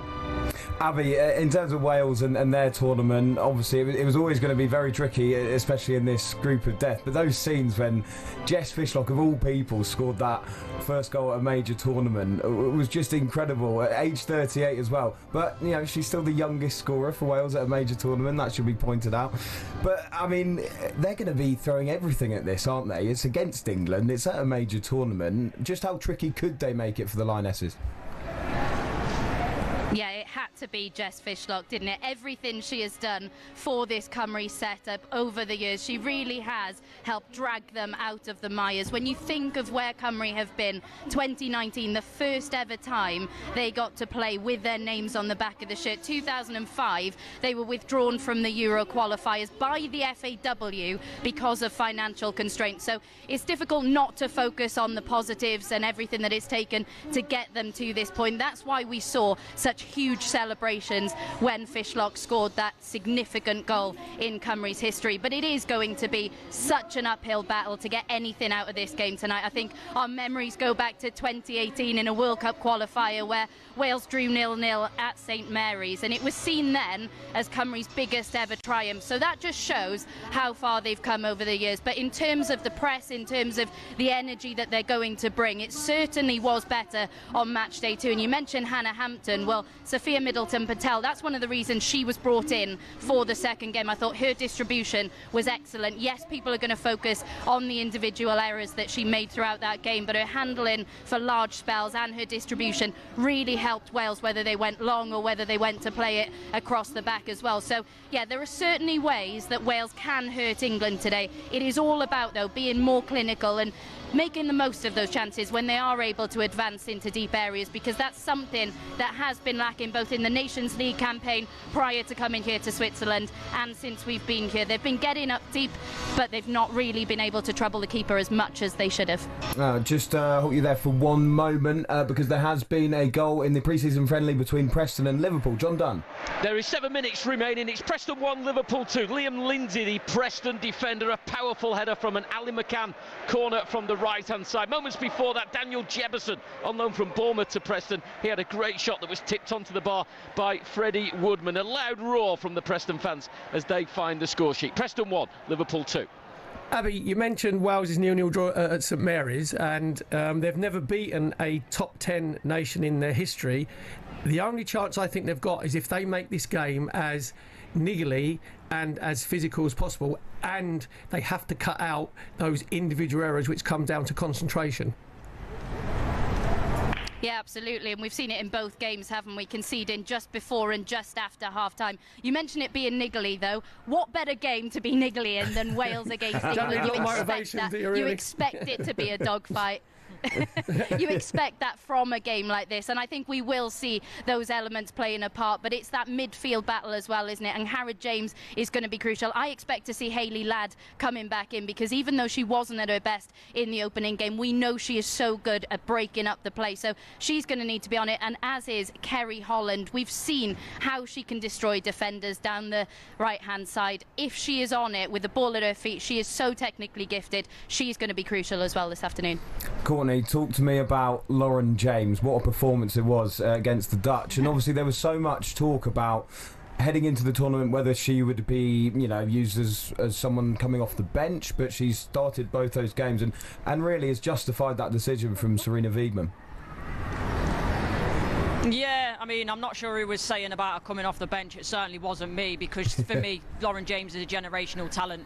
If she's 70% fit, she's better than 90% of the players in the world. That's how good she is. She's technically gifted on another level to most women's players, and yeah, look, she does everything right. She's that little bit of magic that we need, and I think that's what I always say about Lauren James. She gives us something within this Lionesses side that no one else can bring. That magic, the fact that she's so good off both feet. She can play in different positions. She can play in the 10. Obviously, she played off the right the other day, so she's a little bit of magic. And obviously, if we're to get through to the quarterfinals, then she needs to start today, because I don't think this is a foregone conclusion. I think a lot of people are talking about this game and have gone, "Wow, it's a fantastic performance against Netherlands and we're through." I don't think that, because we've seen the other side of it against France, and if we play like we did against France, Wales will be able to do a job on us. They're going to make it difficult. As you say, there's going to be a lot of needle, a lot of players that play with each other or have played with each other previously and in the WSL, so they all know each other inside out. This isn't going to be an easy game for the Lionesses. Courtney, you mentioned there the game against France where England lost actually the midfield battle. Georgia Stanway wasn't particularly in that game, but she was back to the Georgia Stanway that know it against the Netherlands. She was better in possession. So I think she mentioned obviously about Lauren James, her outstanding individual talent, but I think Georgia Stanway is going to have a big influence on this battle.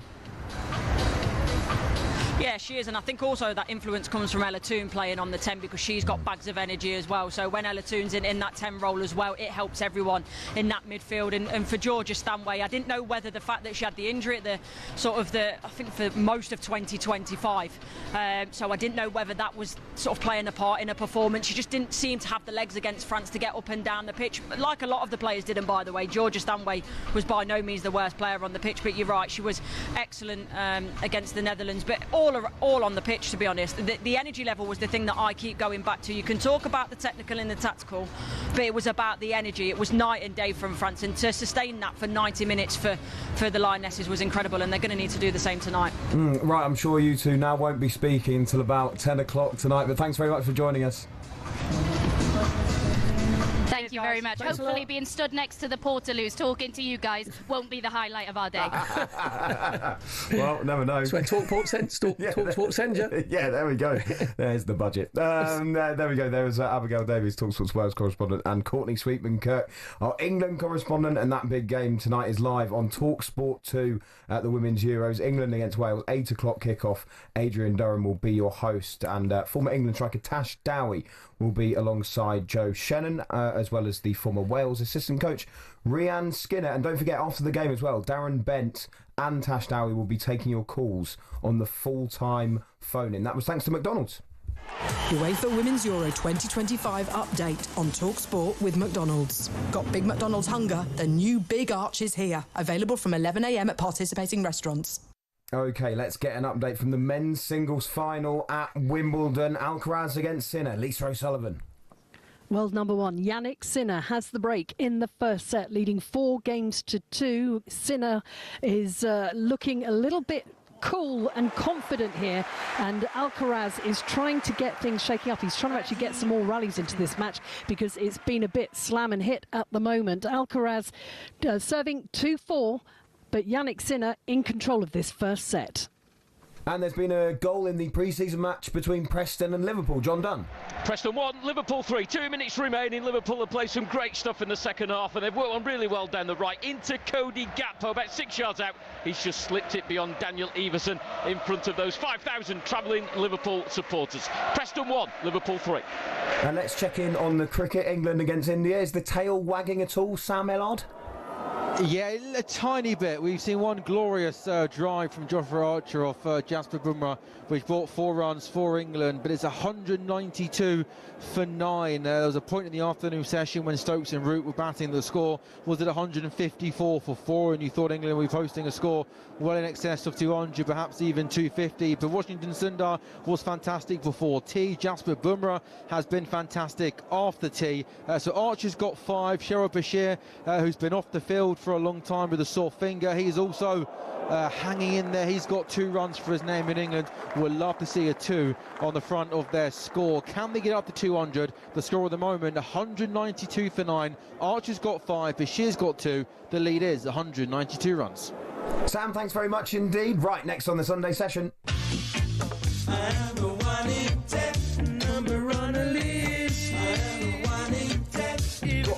Belt it out. Brian Travis was one of my heroes. Being Ginger, he played the saxophone for UB40. Oh, nice. And Ali Campbell as well, got a bit of ging going on him. It's there, so yeah, they would again had all of their albums and cassettes in the 80s. I feel that this is a good shout from Zach in London because it's 1 in 10, obviously reference to Cunha and the number 10 that he's taking off Rashford, but UB40 as well. Is it? Am I right in saying that was the old? Oh, when you're unemployment, yeah, you get UB40. That's what it is. That's what Away you go. Okay. Yeah. What is it now? Unemployment benefit. Yeah. That was UB40. That was your form. So you're saying that's what they're giving to Rashford. There you go.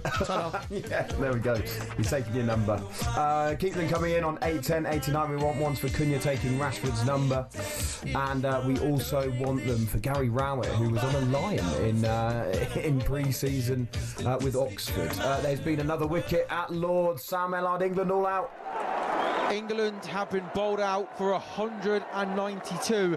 That means for India to win this third test match and go 2-1 up in the series, they'll need 193 runs to win. Washington Sundar has taken the final wicket. He's finished with figures of 4 for 22. He's bowled absolutely beautifully. The final wicket to go is Sherrod Bashir looking to use his feet, advance down the track. He's beaten on the outside edge, and fair play to Washington Sundar. You know, some people maybe thought they should have gone with the leg spin and Kuldeep Yadav to assist Jadeja, but he's picked up a 4 and yeah, England bowled out for 192. As I mentioned a short while ago, England not cruising in the afternoon session, but at one point 154 for 4 with Root and Stokes to the crease. They looked like they were in a decent position, but Sundar with 4, Bumrah took 3 wickets after tea. England bowled out for 192. And don't get me wrong, from this position, India are going to be favourites to win this test match, but there's something in this pitch for England. We've seen today some balls keep low, some balls kick up off a length. We've seen a little bit of turn, so England will know if they can strike with the new ball, this is not a foregone conclusion that India chase down these runs. One thing though for certain, we're in for a cracking evening and probably a few hours tomorrow morning. England bowled out for 192. Back out underway in around 7 or 8 minutes' time. India, to win the 3rd Test match at Lords, need 193 runs to win. Sam, do you think it's quite ironic that Archer and Bashir obviously were the last men standing there, because they're the two going to have a massive say if England got a chance to win this Test match?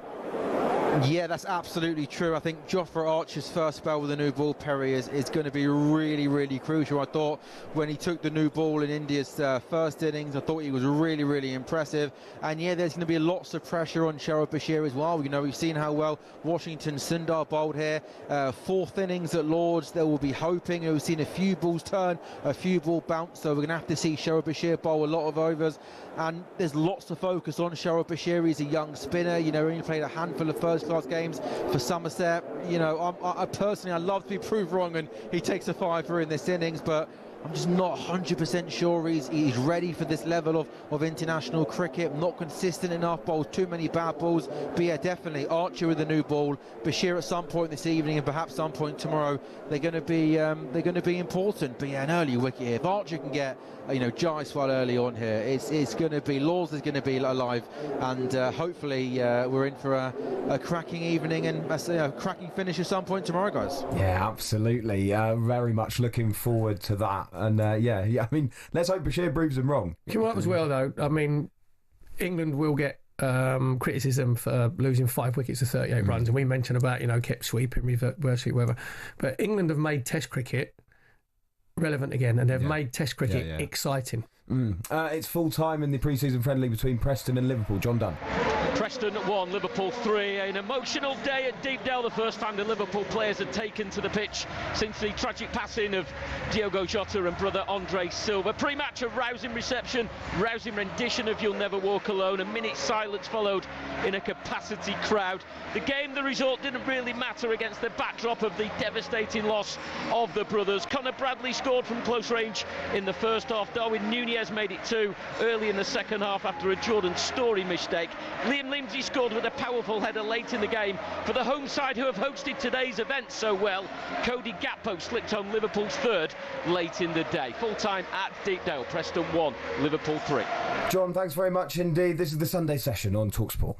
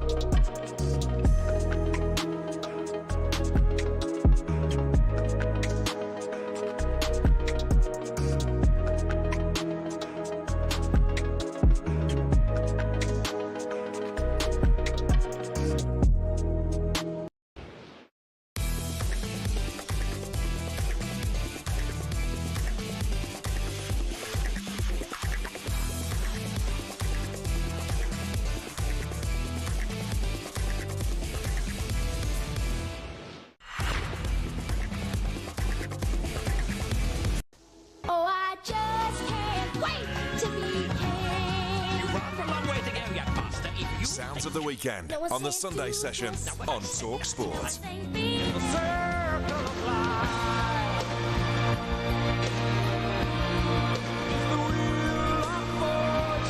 Oh, double Lion King for Sounds of the Weekend. Love a bit of that. Just can't wait to be king from the Lion King, and Elton John, of course, with Circle of Life. The king of the piano. The king of the piano, of course, and Gary Rowett definitely felt like the king when he was on that lion.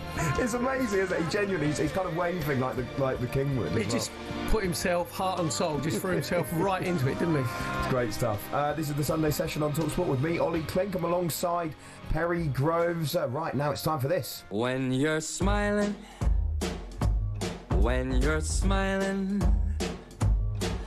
the whole world, it smiles with you. Yeah, it's time for the Sunday Smiles, where we tell you some stories from the world of sport that put a smile on our face, and hopefully they put a smile on your face as well. Right up first, Damien Cech, Perry, the son of former Chelsea and Arsenal goalkeeper Petter, has penned his professional terms with Fulham, following in his father's footsteps. Petter, of course, one of the greatest ever in the Premier League. He made almost 450 appearances in the top flight, won a range of trophies during his time at Stamford Bridge, but born in 2009, he definitely didn't see a tape cassette, did he? Damien is also a goalkeeper and spent his time in Chelsea's Youth Academy. He's made his debut for Czechia's under-18s last year, and aged just 15, now joins his sister, Adela Cech, over at Craven Cottage. It's great to see, isn't it? See, the bloodline just keeps running through. Will he copy the helmet, the hat? No. Probably not. No, he'd be alright, wouldn't he? But it's just, imagine him sitting in the car after the games with his goalkeeping gloves on. Better check going, how do you think you played? Think you could come for that one? Distribution weren't great. He's like, all right, Dad, calm yourself down. I'm 16, 17 now. Those days are gone. Yeah. Arsenal star David Raya and his groomsmen bizarrely dance into a wedding venue wearing inflatable tuxedos. Ray and his wife were captured on social media in front of friends and family during a glittering ceremony in their native Spain. The hilarious moment came before the big day as Arsenal #1 decided to have some fun with his groomsmen. Have you seen it? I've seen it, yeah. They look like sumo wrestlers, yeah, don't they? exactly, yeah. Well, back in the day, they reminded me of Demis Roussos. Again, that's one for the teenagers. So it was like 15 Demis Roussos just all running in. Who's that? So... What? Who is that? Google it. Okay. Greek singer. Okay, right. They all left a bit deflated though, didn't they? In the ceremony. Yeah, but so they weren't deflated when they went on honeymoon. Yeah, that's true, yeah. That is very true.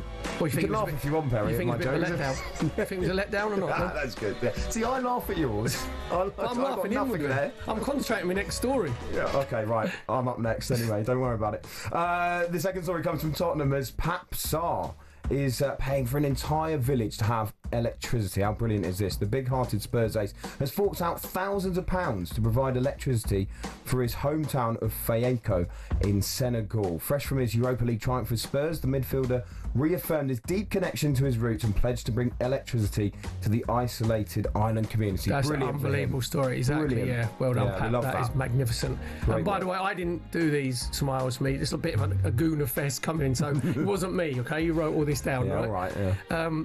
Christian Norgard broke down in tears as he posed in an Arsenal kit alongside his young son. Oh, I saw this. The newly signed midfielder was posing for pics in his new kit but couldn't hold it together after seeing his lad proudly don his Gooner shirt with his name on the back. Norgard completed his move to the Emirates this week and was in the middle of his photo shoot when his little boy appeared, all decked out with Norgard 16 on the back.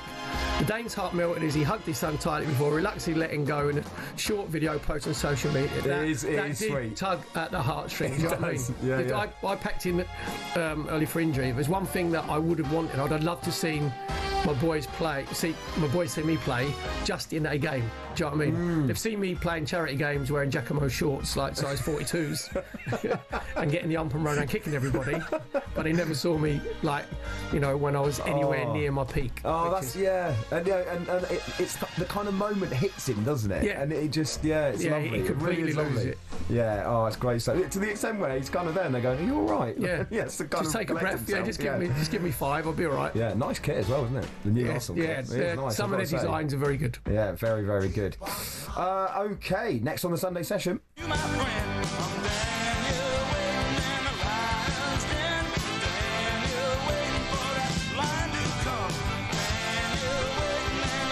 Bruce Springsteen, Lions Den. Have you ever seen Bruce Springsteen and Dean Saunders in the same room? Oh, good shout. That's a great shout. That's just registered there, isn't it? Oh, I bet Dean would be as good on stage as well, wouldn't he? He would bring the house down. Yeah, but it would be a cross between Bruce Springsteen and Bryn off of Gavin and Stacey. Yeah, I was going to say a bit of Tom Jones in there. Yeah, a little bit of yeah. Oh, yeah, I mean, he does do a bit of after-dinner speaking, doesn't he? He's brilliant. I've been in Dino's. He's got a good voice as well. Yeah, his stories can take about 10-15 minutes, but I've done a few theatre dates and he's got brilliant stories. Oh, I love that. Love that. But that is a good shout.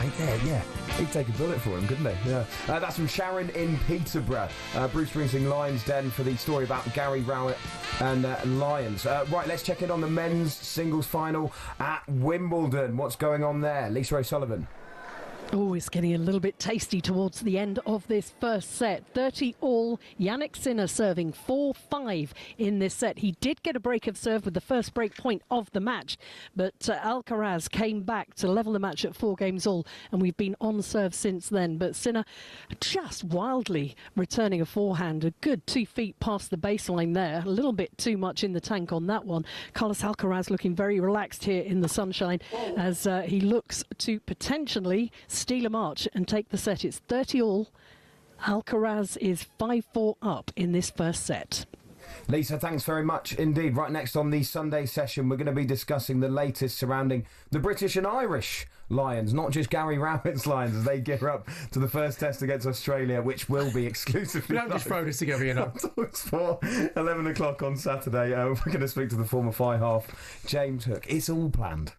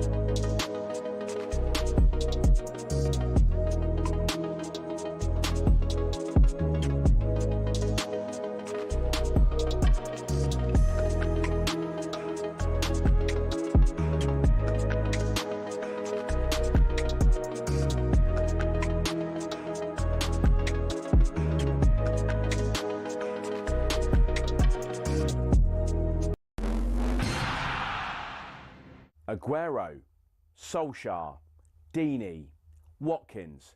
Sure, you know all about those last-minute goals, but have you heard the one about the on-loan goalkeeper who saved his temporary employers from disappearing out the Football League and into almost certain financial oblivion?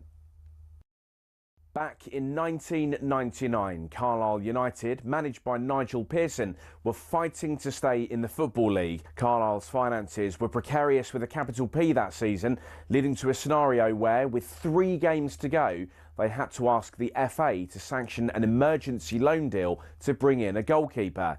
Swindon Town's Jimmy Glass arrived at the club. His efforts in his first 2 games earned the Cumbrians 2 draws. Those vital points meant that Carlisle went into their final game of the Division 3 season, now League 2, needing to beat mid-table Plymouth Argyle in front of their own fans and hope their relegation rival Scarborough didn't win against Peterborough at home. The game at the McCain Stadium finished 1-1, and with the same scoreline at Brunton Park deep into injury time, Scarborough's fans invaded the pitch en masse, believing their Football League status was secure, convinced they'd done enough to stay up. However, there'd be one more plot twist. Carlisle won a corner in the dying seconds, and up came Jimmy Glass. In one of those you couldn't make it up moments, Glass scored from a rebounded header and was promptly swamped by teammates and thousands of fans who quite simply couldn't believe what they'd just witnessed. As for Jimmy Glass, he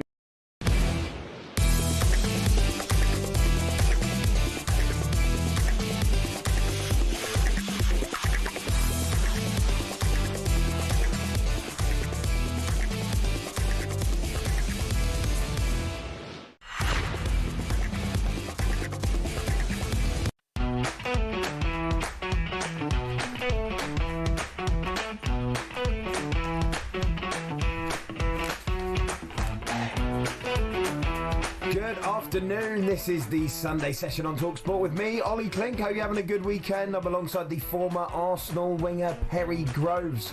Right, we are into the men's singles final at Wimbledon. A cracker between Sinner and Alcaraz. How's it looking, Lisa O'Sullivan? Carlos Alcaraz has taken the first set, 6-4, and how quickly things turn around in tennis. Sinner was 4-2 up in this first set before Alcaraz broke back, and an outrageous backhand has earned him the first set. The centre court crowd are lapping it up. At the cricket, India have been set 193 to win. Sam Ellard. And they need a further 189 runs. They're 4 without loss. The first run's coming off the bat of Carroll, a full ball from Archer. They just flick round the corner, races away for 4. Chris Wokes bowled a really good first over to Jaiswal, beating him on the outside edge early. Really good atmosphere here at Lord's. The target for victory for India, 193. They're 4 without loss. And Liverpool have beaten Preston 3-1 in their first pre-season fixture of the summer, which saw some incredibly poignant and emotional scenes before the match, as both sides paid their respects to Diogo Jota and his brother Andre Silva after their passing. At 8 o'clock tonight, we will bring you a choice of listening. Over on talkSPORT 2, there'll be live commentary of the Lionesses' crucial final group game, a local derby against Wales, where they need a win to guarantee their progression to the knockout stages at the Women's Euros. While exclusively on talkSPORT, it will be the Club World Cup final as Chelsea take on the mighty PSG. This is the Sunday session on talkSPORT.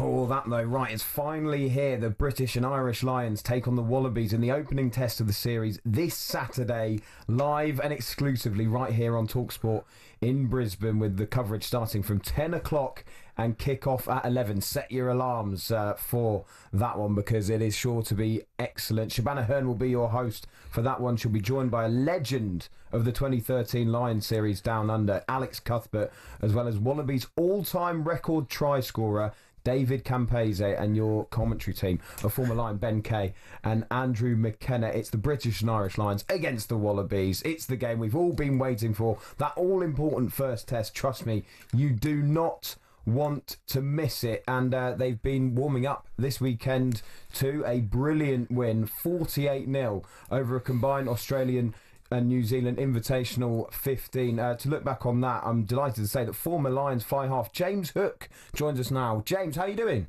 Afternoon, boys. Hi, James. Yeah, really, really good, thank you. It's been an interesting build-up, hasn't it, for the Lions? There's been some performances, really, that I don't think Andy Farrell's been too pleased with. Maybe a bit stuttery, maybe the players gelling a bit, but this was more like it. Does it feel like a step forward?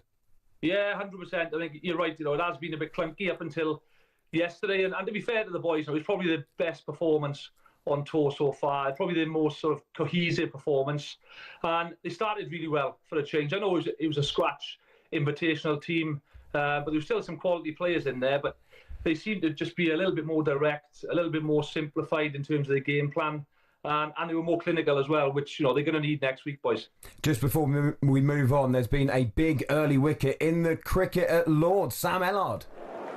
What a start for England. India 5 for 1. Yashasvi Jaiswal goes without scoring. Jofra Archer back in the test team, gets Jaiswal again. Short ball, the left-hander tries to pull it. Big, thick, top edge. He goes high in the air. Simple catch for Jamie Smith. Archer gets Jaiswal for a duck. India 5 for 1. Their target 193. Wow, big early wicket there, and Sam will keep us across all of that. James, Owen Farrell made his first appearance since being called up, which is obviously slightly controversial. What did you make of his performance? I thought he came on for the last 20, 25 minutes, wasn't it? And I think Owen Farrell just did what Owen Farrell usually does. You know, he's nice and clean, nice and simple. He does the simple things well, and I think obviously the game had broken up a little bit when he came on, but like I say, he put some lovely passes in. He put lovely kicks behind to put pressure on the Invitational 15, and that's what he gives you. You know, and when I heard, obviously he's being called up, I thought, that's brilliant for the Lions with all his experience, what he's done in the game. I know he hasn't played for a while in terms of international rugby, but you can't put a price on that experience, and obviously he's a proven goal kicker as well. So I think Owen Farrell's going to be like the Mr. Wolf, isn't he? Like he's going to solve the problems in the last sort of half an hour in the Test game and calm everybody down. He can play at the 10, he can play in the centre, but I thought a player who was outstanding outside centre was Hugh Jones. I thought he was absolutely top level. Oh, he was. No, you're right, and I agree with you. I think that probably shows he's going to be starting next week. So they brought Owen Farrell on for Hugh Jones, so it's probably shows that he's going to be starting next week. Obviously, Gary Ringrose is out with concussion, so I think Hugh Jones has nailed that 13 jersey down next week, and I think that makes it interesting actually, boys, for the 12 jersey then next week, because I to be honest with you, I would have gone with Aki and Ringrose, but obviously with Ringrose being out, do the Lions go with that familiarity of Tui Pelotu and Hugh Jones? Obviously Finn Russell is probably nailed on to start at 10, so I think we'll probably see that combination next week. Well, we just mentioned Owen Farrell there. We can hear from the Lions head coach and his dad, Andy Farrell, who spoke after the game about the performance of his son. Oh, he did okay. We did okay, yeah. So, as did many others tonight. There's some great individual performances, wasn't there? But I suppose how those individual performances gel together as a collective, and I thought it was a professional team performance, because the tricky ones, you're damned if you do, you're damned if you don't. When you play against a side that's got all the talent that they have, but they've had 7 or 8 days to come together. If you give them a sniff and give them belief, then it becomes a hard day at the office. But I thought we was very professional in the way that we went about most of our business today. It's interesting as well, isn't it, James? Because it's like you've almost said there, it's the standards that Owen Farrell also brings that is so important. I mean, what did you make of him being called up in the first place? Yeah, I think, like I said just now, I think it was a justified call-up. I know he hasn't played for a while in terms of international rugby, but you can't put a price on that experience. And even if I don't expect him to start next week, he may sneak onto the bench, he may not. But just having someone of his experience who's played in World Cup finals, he's won Lions tours in the past. It's his 4th tour now. So just to be around and give some of his experience to some of the younger lads who are going to be starting in the test next week, I think it was a great shout. And yeah, he's not. I don't know. Is that a compliment? He went okay from his old man. I think he'll take that. I think that's from his old man. By the way, that's an 8, 9 out of 10. And you did all right, boy. You did all right. Exactly. I was looking at. We talk about leadership, and in football we say that there's not many natural leaders anymore. But I was lucky enough to be at the Lions announcement when it's the first time I'd been in Andy Farrell's company, and he has an aura, an understated aura about him. When he walks in, the way he conducts himself, so that must inspire the players. Yeah, I think so. I think history shows what he's done. With Ireland, what he's done as a player as well. He's an incredible player, and I think when he speaks, people listen, and he's a really intelligent coach. And I think we'll see a very heavy Irish contingent next week because with the Lions tour, you haven't got a lot of time to gel, so you need that continuity and consistency. So it'll be heavily Irish next week, but. I'm looking at the options, and probably number 7 next week. Who he chooses in the back row, but number 7, whether he goes Jack Morgan, Curry, or Van der Fleer, is going to be a huge shout because obviously there's only one Welshman on tour now, Jack Morgan. I think he's been the best 7, but probably before the tour was Tom Curry penciled in. So I think the boys yesterday give him a few selection headaches. What's this week going to be like then, James, for this squad as they build up to that huge test? How much does it play on your mind that the kind of just how big this occasion will be, that first test against Australia? Yeah, it's going to be nerve-wracking. I think the boys will probably find out the team Tuesday, probably. I think they announce it on Thursday, but the boys will know on Tuesday, so there'll be a few nerves before then. But I think it's the first test. The first test is crucial, and it's really important they get off to a good start there. I know there's a lot of talk about Australia not being that great a team. James O'Connor's back. Australia have lost the first choice outside half last week against Fiji. So, people are saying it's going to be a 3-0 sweep, a 3-0 win to the Lions. But, Joe Schmidt is a quality coach for Australia, and he'll have a few tricks up his sleeve. And, looking at the last few games for the Lions, I think they'll probably target the Lions at the breakdown there. Again, going back to that back row selection, that'll be really interesting. But, yeah, to answer your question, there'll be a lot of nerves, but the warm-up games have gone now, and this is the business end, boys, so they just want to get on with it, I think. James, you mentioned there, obviously, about the Australians. My boy lives in Sydney, and he said that there wasn't a lot of interest maybe about 6-7 weeks ago because obviously Australia haven't been at their best in the rugby union side, but they beat Fiji 21-18. But you can bet your life that you mentioned there about tactics. There's going to be a lot of high balls early doors to test out. It'd probably be Hugo Keenan, and he needed a good game against that invitation event, and he had one. He did, and defensively as well. He's very good. He's very sound. He covers the backfield really well. Kinghorn, has picked up an injury. He's still out there. So I think before the tour, you would have said Kinghorn would have been nailed on for that 15 jersey. So, if he's not fit, then Hugo Keenan's a really intelligent player, really good player, attack and defensively. And the aerial game is a massive part of the game now, boys. But like I said, going back, James O'Connor's been called in, and he actually played in the last Lions tour 12 years ago and played in all 3 tests. So he was one of very few Australian players who will play in both Lions tours. James, thanks very much indeed for your time. Pleasure, boys. Cheers, James. There we go. James Hook, former Lions fly half. And don't forget that huge game this Saturday. It is live and exclusive on talkSPORT. The Lions against the Wallabies, Australia, in Brisbane. The coverage starts from 10 o'clock and kickoff is at 11. Let's check in on the latest in the men's final at Wimbledon. Alcaraz took the first set. How's the second looking? Lisa O'Sullivan. Well, Alcaraz dropped serve in the first game of this second set against Jannik Sinner, who is turning the screws and looking to try and get his way back into this final. Don't forget, Carlos Alcaraz was 2 sets down in the French Open final before coming through in 5. So just because the first set is gone, do not count that player out. Some sensational tennis already on show. The shadows beginning to lengthen. If this match goes late, we'll have to shut the roof and put the lights on. But it is going to be cracking tennis all the way. Carlos Alcaraz leads 6-4, love 2.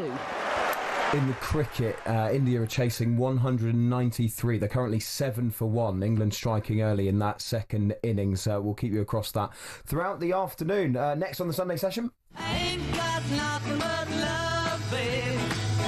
8 days a week. Love you every day, girl. Always on my mind. On that number theme, because Cunha has taken a number of Marcus Rashford, of course. The Beatles, 8 days a week. Love the Beatles, of course. I know these, don't worry. Oasis, a Beatles tribute band, is that what it is? No? yeah, could be. Who's number 8 for Manchester United, Perry?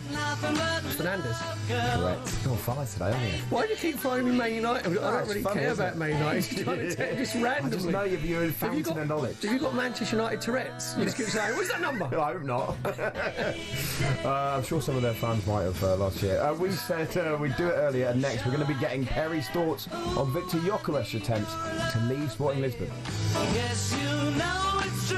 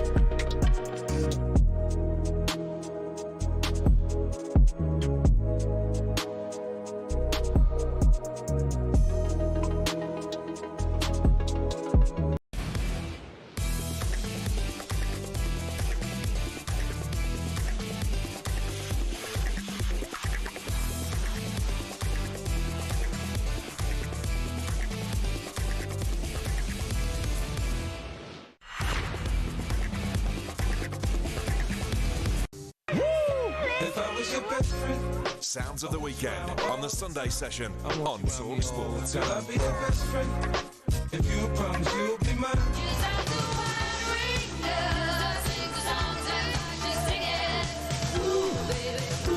Go on, Stevie.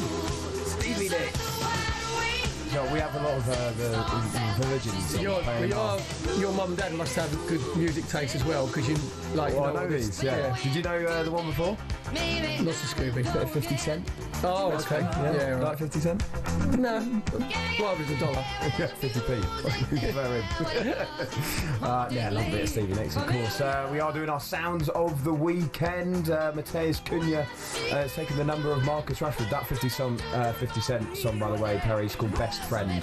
Probably not anymore, are they? What, Cunha and Rashford? Yeah, they won't be speaking now, will they? You think not in the same WhatsApp group? Yeah, probably. Yeah, he's booted him out as well, probably. And then Edge of 17 from Stevie Nicks. So the number theme there, keep them coming in on 8, 10, 89, and we will play the best ones.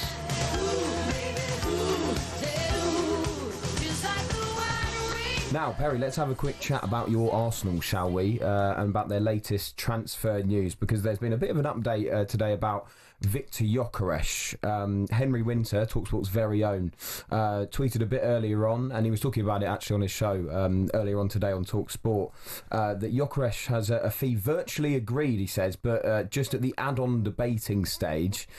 And he also said that they're dealing with the agent's substantial cut. So that is the reason, according to Henry, why this deal is maybe taking a bit of time. I mean, what do you make especially of that agent side of things? Because surely Gyökeres must be there going, come on, mate, I want this move. Can we stop, debating whether you get this huge payday and actually sort out the move for me to a big side like Arsenal? Well, from the outside, I'm glad, because I didn't know that until obviously Henry tweeted out and he said on his show, because everybody thinks that Sporting Lisbon want 64 million for him and Arsenal would be 60, and you're thinking, look, at that level, just pay the extra 4 million.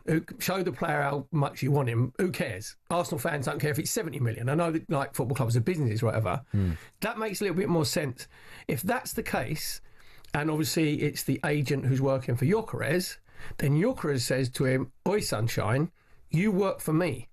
I don't work for you, you work for me. So you, wind your neck in, because I want this move. So he's got to tell his agent to calm himself down if that's the case, and if that's what's stalling, because he's got. We talked about morals and principles, for not Rory of Nottingham Forest and Crystal Palace, whatever. But Gyökeres, I can understand him digging his heels in, because it's been well documented that he said that he had with the Sporting Lisbon president, he had a gentleman's agreement. If he stayed for one season, they would ask a specific fee for him, and then they reneged that and they asked for more. As a player, and trust me, that would really, really wind you up, and you would dig your heels in. And going on strike, basically, he refused to go, and they've met for pre-season, haven't they? Yeah, they've said that he could get a hefty fine, by the way, for going on strike. Money, the hefty fine, if it's a week's wages, 2 weeks' wages, his agent can pay that. Exactly, it'd be all right. Yeah, he can come out. His agent can pay it for him. But you would feel like that you've been betrayed, because he did say for that last season, and his goal-scoring record was superb, and his performances were brilliant, obviously, because he's playing for the team, but he's playing for himself because he wants to get his move. So if that's the case, it gives me a little bit more hope that I think it's going to be done, a little bit sooner, because the agent in the end wouldn't want to be seen. Because if you was Gyökeres and he was your agent and stopping you from getting your move, you'd be like, you're done. Yeah, get rid. See you later. Adios. Is Gyökeres going to be a game changer for Arsenal, a game changing signing? Is he going to be the one that gets them this title? Absolutely. I'm not saying that we win the title, but if we don't get a Gyökeres, then Arsenal won't win the title, because we've seen last season Havertz was the top goal scorer with 9 goals. Obviously got injured in January, and Gyökeres is virtually a goal a game for Sporting Lisbon. There's a snobbery, which I've said before, and down to myself, agreement. There's a snobbery about players coming from the Championship, because he scored goals for Coventry, who were a decent side. They weren't one of the top sides in the Championship. They were. He made them into a challenging into the playoffs. So he's proved he can handle the physicality there, and his movement's good. His hold-up play is good, and any centre forward worth your salt, if you're playing up front for Arsenal, you should be getting 20 to 25 Premier League goals a season with the chances, as long as you stay fit. I don't want to put a mock on it, but his fitness record and injury record is very good. And I didn't realise, I knew his movement was good, but if I'd have said to you, who's the quickest out of Isak and Gyökeres, you would say Isak. But Gyökeres is actually quicker. Which is a massive bonus as well because he likes getting in behind. I really want to ask you about Noni Madueke as well and this transfer because Chelsea have said that he's left America. He's going to go and have his medical ahead of a £52 million move to your Arsenal. What do you make of this? Because, I mean, this again has been one where I think a few Arsenal fans have gone, really not quite the kind of player that we were hoping for, and that's quite a hefty fee as well for someone who could end up playing as backup to Saka. Yeah, but I'd say to the Arsenal fans, have a little head wobble because Arteta's earned the right to be trusted. No players come into Arsenal without Arteta say so. This will be, obviously Andrea Burt is in now, obviously he's more experienced, as being the sporting director. I must admit, it is left field. Literally left field because if you'd have said, I've seen Madueke play a few times last season and his work rate off the ball when it was not going right wasn't great. I saw him at Wolves when he got his hat-trick where he was outstanding. The reason that they've brought him is he can play on the right, but he's left-footed. He can play on the left, which is where Martinelli and Trossard have been playing, and their stats around like the goals and assists are very, very similar. Trossard just comes out a little bit on top. But the one that, and the most important one that Madueke wins is on the 1v1s and his dribbles, where Arsenal struggle sometimes, especially at home when teams sit a bit deep. It becomes very formulaic and very paint by numbers. And you need someone who's going to be brilliant and go on the outside. Martinelli's added it to his game. Trossard is a player who gets it, doesn't go past, but he'll get it out of his feet and cross it. Whereas Madueke will give you that little bit of extra dynamism, a little bit of extra creativity on the left, which then takes pressure off of Bukayo Saka on the right-hand side, where obviously they double up on him. So that and that for you makes him a definite upgrade then on Martinelli and Trossard? Yes, because of the 1v1s. And it's all about your squad. It looks like Trossard is going to be one that's, I think he's going to Fenerbahce. Yeah. And he's been a brilliant servant for Arsenal. Brilliant servant whenever he comes on. I just want to make him look a bit happier when he scored, do you know what I mean? But we dodged a bullet with Trossard because we were in for Mudryk, if you remember, and we got Trossard for about 25 million and Mudryk was like 65, 70 with add-ons. Do you know what I mean? So he's been a brilliant servant for Arsenal, whether he comes on, whether he starts, or he plays left, he can play in the 10, but he isn't someone, when he gets the ball on the left-hand side, where Arsenal fans go, whoa, he's going to create something, he's going to be exciting. Whereas I think that Madueke can be one of those players. And it's big money, you know what I mean? So you're not buying him just to be a squad player. As much as you say, though, that you can trust Arteta with these signings, I think that's definitely true for midfield and it's definitely true for the back. But maybe if you look at some of those attacking signings, like you say, Trossard's been a pretty good servant for the club. Kai Havertz was kind of signed to be in midfield and then has had to be a makeshift striker. And yes, okay, I get that his all-round game is good, and that means he has been quite an effective signing. But you said it there. I mean, 9 goals, and I know he was injured, but you look at that scoring record; it hasn't been that good for Arsenal when he came in for quite a hefty fee. And actually, they're chasing Eze as well. We understand. So where does Havertz end up playing, and what choice is he going to be? He'll surely be second choice number 9. But then you're talking about squad depth. Then you're talking about he isn't an out-and-out centre forward. He can play in the 10, he can play in the left pocket, he can play in the right pocket. And then the Arsenal fans said it took him a while. Do you remember the game at Bournemouth where they gave him the penalty because he was struggling to score and Odegaard gave it to him and everybody went, oh, no, it's not being professional. He then got more confidence. And Arsenal fans will tell you, when he was playing up front, he was pivotal to the way that we were playing well because he could hold it up, he could back in, his aerial prowess was pretty good. He's basically an all-round footballer. And Arsenal fans now trust Kai Havertz. I think there was a doubt at first. There's no doubt at Kai Havertz now. If he's in the starting 11, Arsenal fans don't go, I'm not sure about him. So even then, that was a strange signing from Arteta, but I think he's been proved right. And you said there, he had his 9 goals by January. Who's to say that he wouldn't have got 18 to 20 goals if he hadn't got injured by the end of the season? But it's everything else he brings into his game with the players that are around him. Because Bukayo Saka is a better player when someone's holding the ball up. Odegaard is a better player when someone's holding the ball up. Declan Rice, the same thing. So Madueke was and is a left field one that's going to happen. Because we've got him, I'll be amazed if we get Eze. I will be doing the conga again. Oh, not again. Yeah, exactly. Yeah. I haven't done it for 20 years and do it twice in like a weekend. But that would be a surprise if we get Eze as well. Let's check in on the men's final at Wimbledon. Alcaraz against Sinner. Here's Lisa O'Sullivan.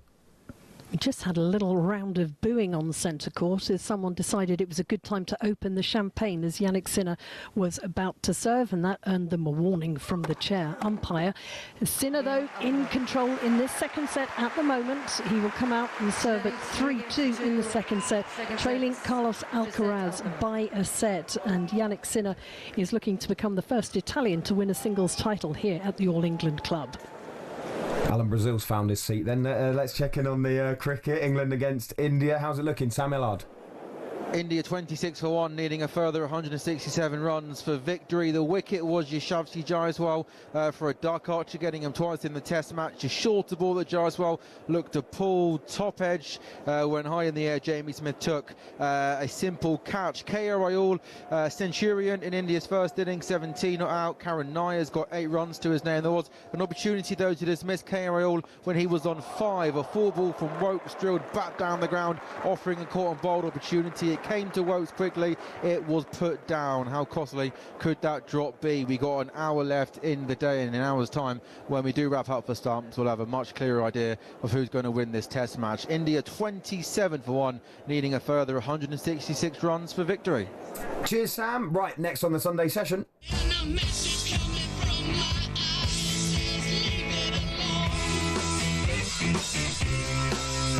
White Stripes?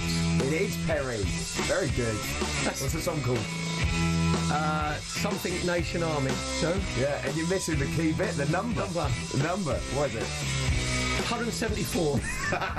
Bang on. Well, thanks very much. 7 Nation Army by the White Stripes. This is because Cunha has taken the number of Marcus Rashford. So any songs with numbers in. This is great. This is Anthony Joshua's song for the boxing. Anthony Gordon. It's very anthemic, isn't it? Very good. Very good. That's from Paul in North London. Great shout, Paul. Keep them coming in. 81089 on the text. Up next here on talkSPORT, we're going to be discussing some more transfer stories. We'll talk about Morgan Gibbs-White and his move to Spurs, if it's going to happen.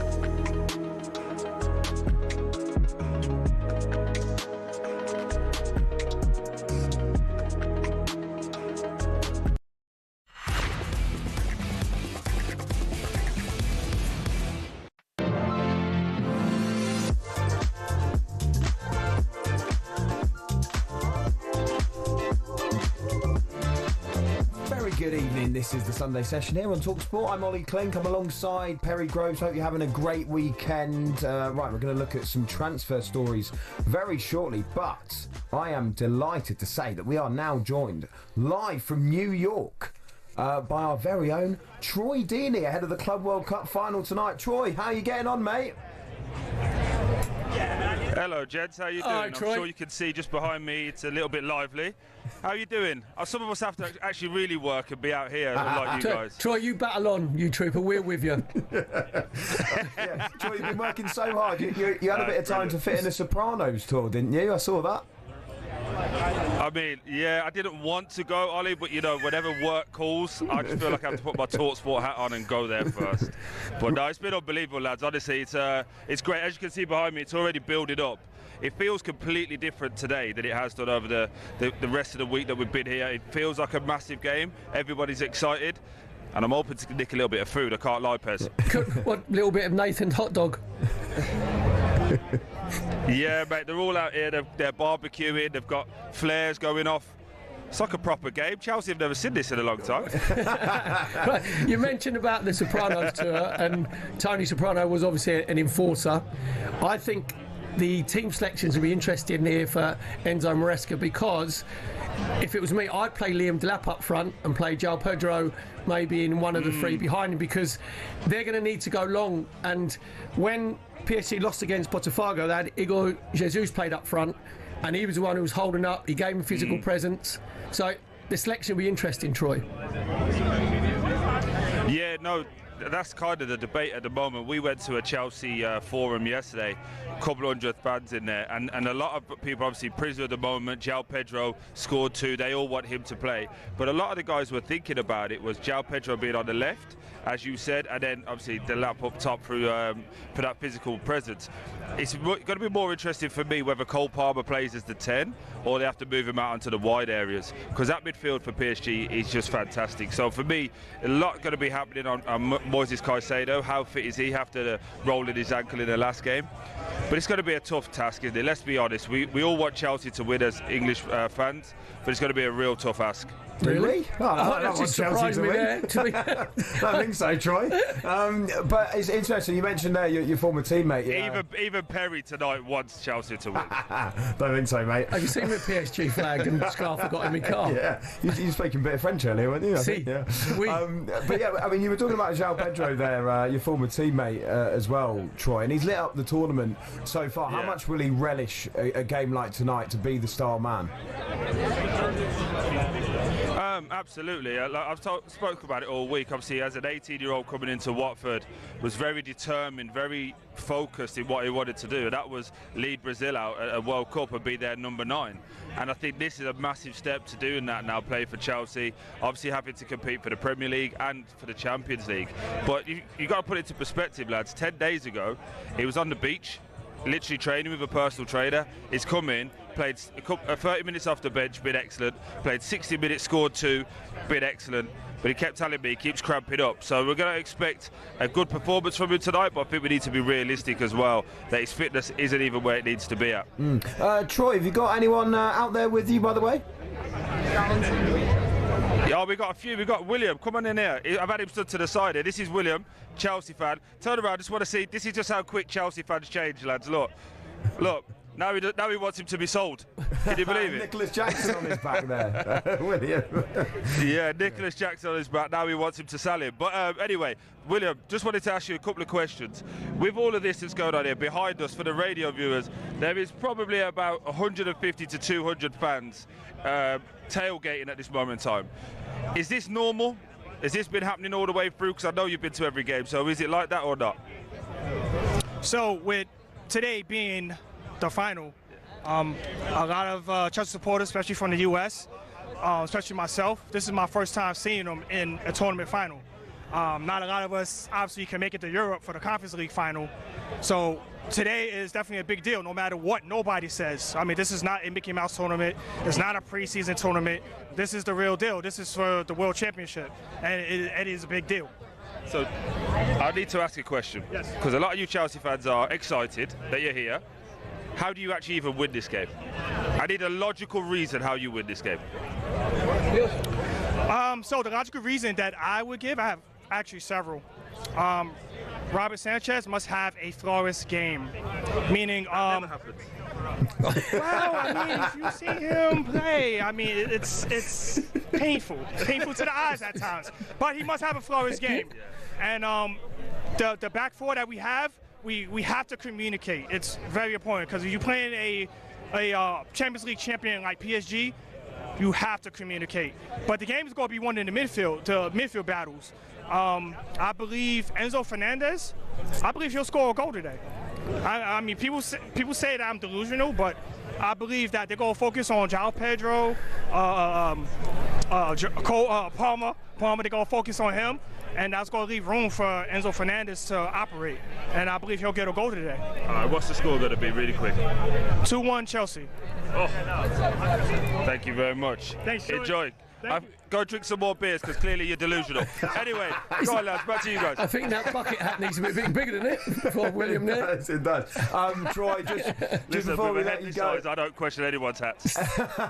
Just before we let you go, just a couple of things. Firstly, we've just been chatting about Noni Madueke, who's obviously not with the Chelsea squad. He's going to be completing his move to Arsenal. It's a move that Perry seems fairly happy with, fairly excited by. What do you think about it?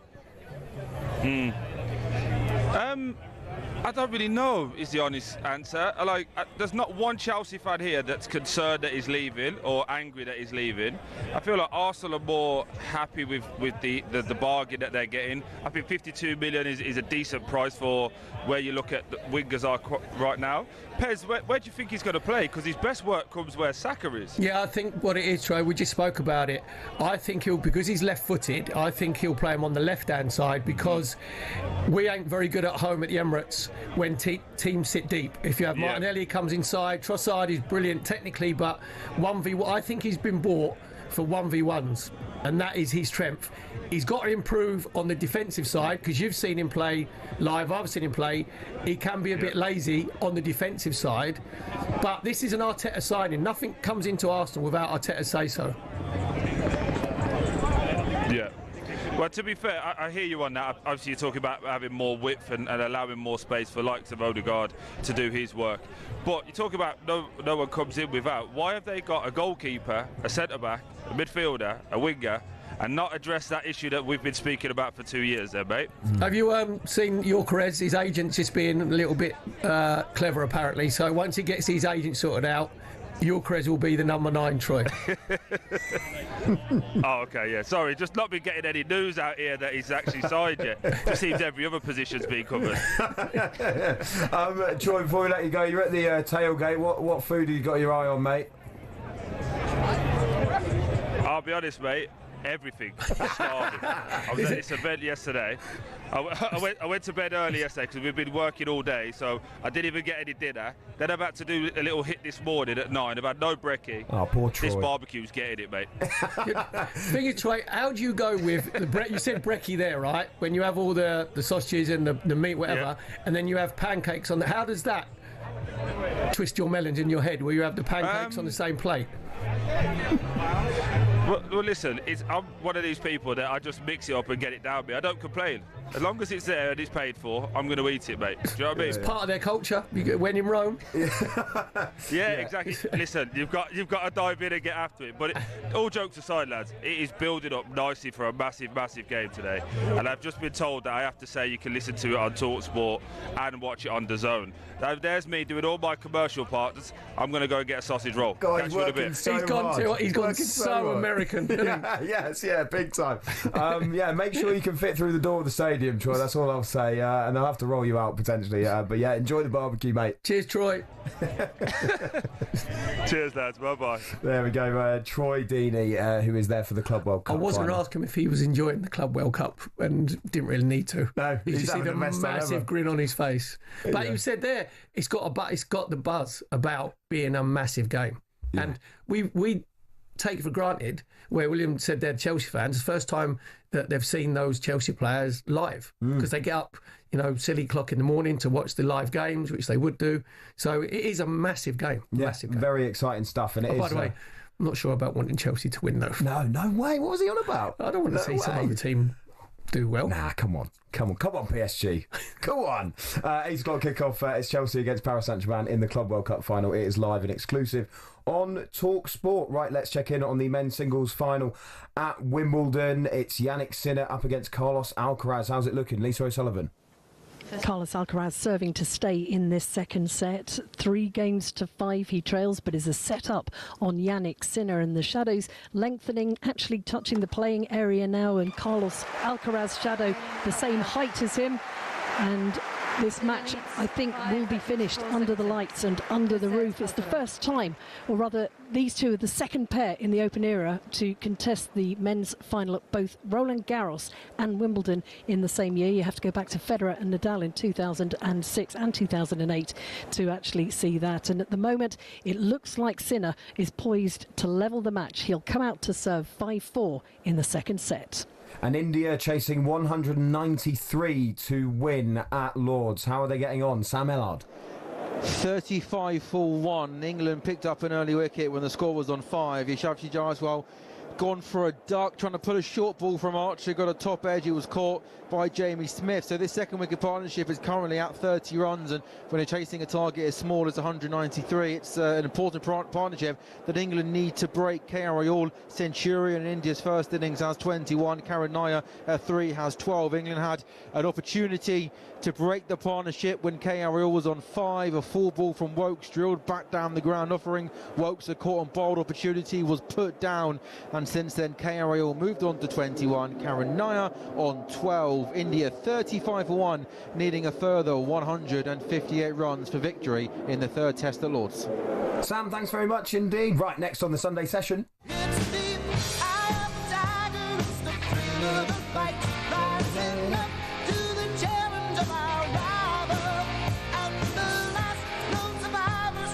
I mean, it's nearly lions, isn't it? Well, Eye of the tiger. That's feline, isn't it? Surviving.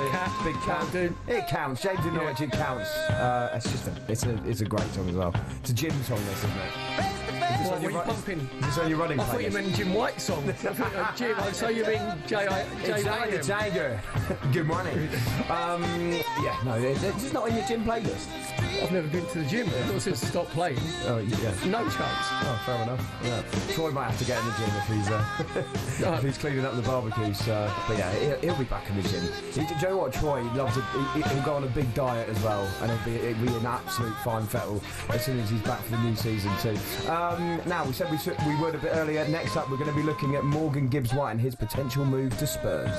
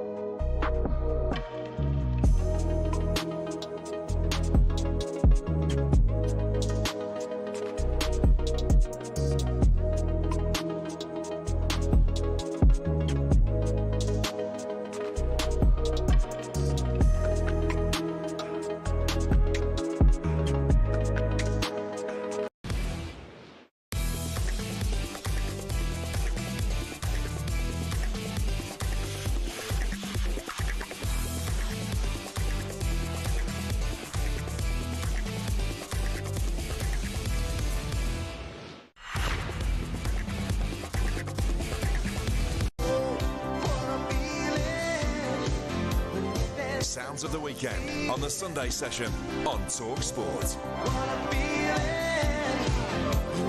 Very good. Very good. Love it. Lionel Richie. Very good.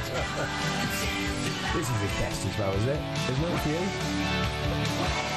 Oh, this next one's Wait by White Lion, by the way. Oh, right. Yeah. Well, go back to Lionel Richie. Dance on the Team, best tune?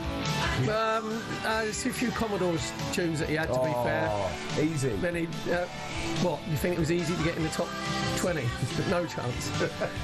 Easy like a Sunday session. With Perry Groves alongside me, Olly, Clink, right. Let's chat a bit more about transfers, Perry. By the way, before we get into Morgan Gibbs-White, which I do want to ask you about, some big transfer news that Andy Carroll, the former Newcastle striker, has signed for Dagenham and Redbridge, one of your former teams. Yeah, the Daggers. That was my heart, to be fair. Yeah. It's very unusual. Like, I signed for Dagenham Redbridge at the very end of my career, and I got sent off, I think, in the third game because playing against Altrincham and they were booting us everywhere, so I Eric Cantored and then just did the walk-off. So I didn't actually get the fanfare, obviously, that Andy Carroll's got going to Dagenham Redbridge. But as he said there, and I loved his interview where he just said that he's made a lot of money and he feels that he's been fortunate to make a lot of money out of football, which was obviously he's been brilliant at from a kid and getting paid for his hobby. Now he wants to play for the love of the game, and obviously his kids can go and watch him because it's obviously local to where he lives. And it's just, I remember in the old days, the top players used to drop down the leagues because they needed to still keep earning money. And I remember playing against Martin Peters, obviously needs no introduction, whatever. Yeah. He must have been about 40 and he's playing for Galston. And I was playing for Colts United Reserves in the Town and Country League when I was 16. Wow. And I was playing against the World Cup winner on the same pitch at Galston. I was like, it's Martin Peters. That is amazing. A World Cup winner. And I played against Tony Curry. He used to play for Leeds and Sheffield United. He played for Southend and Torquay. Willie Young played against Ray Kennedy, obviously Arsenal Liverpool legend. So in the old days, the players used to drop down the leagues. And I used to look at them and think, I want to be as good as what you was. And when you're playing on the same pitch, there's an aura about them, and you just see how good you have to be. Yeah. So it's refreshing to see that he's actually gone down. I think they're 6th tier now, aren't they? The Daggers? Yeah, they are. So they need to get themselves back into the National League. So, and he'll put bums on seats. There'll be fans that go and watch him. And if I'm hazarding a guess, right, he's very physical down in those leagues.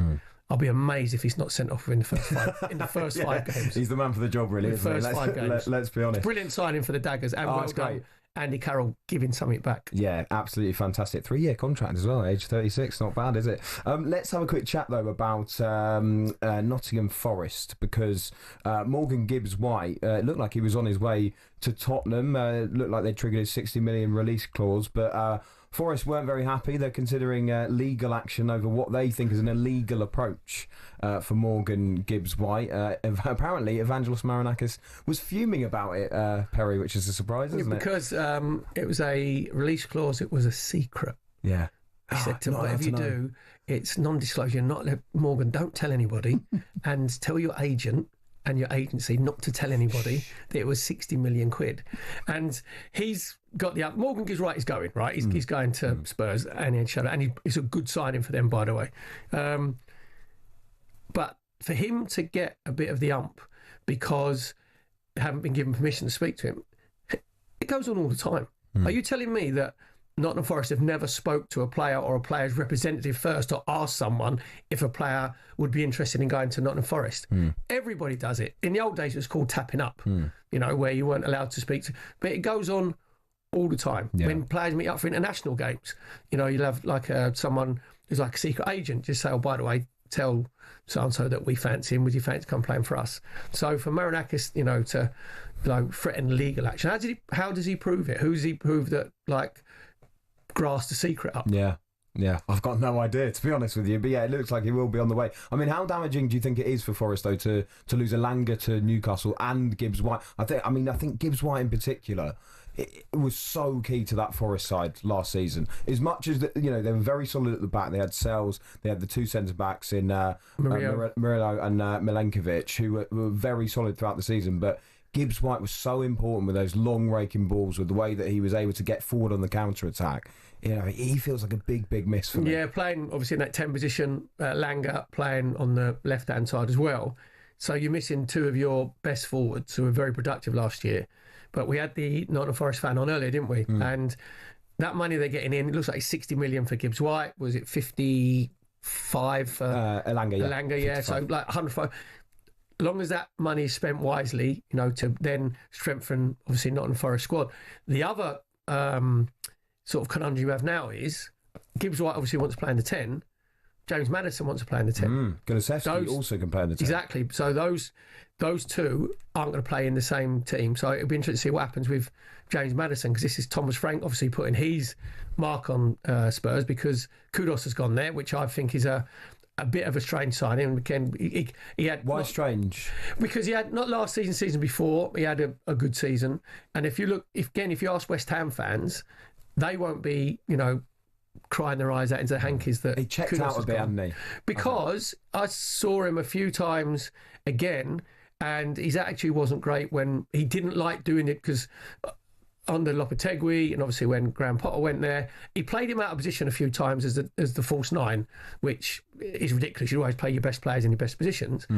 But again, his reaction when he's going 1v1 losing the ball, his reaction wasn't great, getting back and helping his team out defensively. Now, Thomas Frank will not stand for that whatsoever. But going forward, then yeah, he can be exciting. But so the Morgan Gibbs White one, I think, is a excellent signing. The Kudos one is sort of jury's out, I think. Very quickly, we've just spoken about Elanga going to Newcastle, and we understand they've rekindled a bit of their interest in Hugo Ekitike from Eintracht Frankfurt. Well said. I mean, thank you, mate. Yeah, I've practiced that one. But I mean, I remember when they first got taken over Newcastle, they were interested in Ekitike. At that point, I think he was quite young, and they needed someone to help them stay up. So I think at that point, it wasn't a deal that looked like it was going to happen. But there's been that interest for a long time. Release clause is around £86 million, Perry, and when you think about the fact that he's a very similar profile to Alexander Isak, I mean that is a hell of a lot of money to pay for what would be at the moment a backup striker, because the club are very adamant that Isak is going nowhere. Well, someone who's previous to co-commentaries, I don't want Isak and Ekitike playing the same team anyway, because if they're passing each other, that's going to be a proper mouthful, trust me. So, but as you said there, Ekitike is virtually a clone of Isak. Very, very similar. They're not going to play up front together, because Eddie Howe, you're a big Newcastle fan, 4-3-3 most of the time, maybe into a 4-2-3-1. 86 million quid could be better spent in other areas for Newcastle, because they don't need a centre forward, and he's not going to be a backup. So that is, if I was a Newcastle fan and Ekitike goes to Newcastle, I would be getting a little bit worried, because that doesn't make sense any way, shape or form. I'm not saying that Isak's on his way, but as you said there, 86 million quid for a second striker, and Ekitike isn't going to a club where he's going to be the second striker. He'll feel he's too good for that. Yeah, he is a decent player, I've got to say.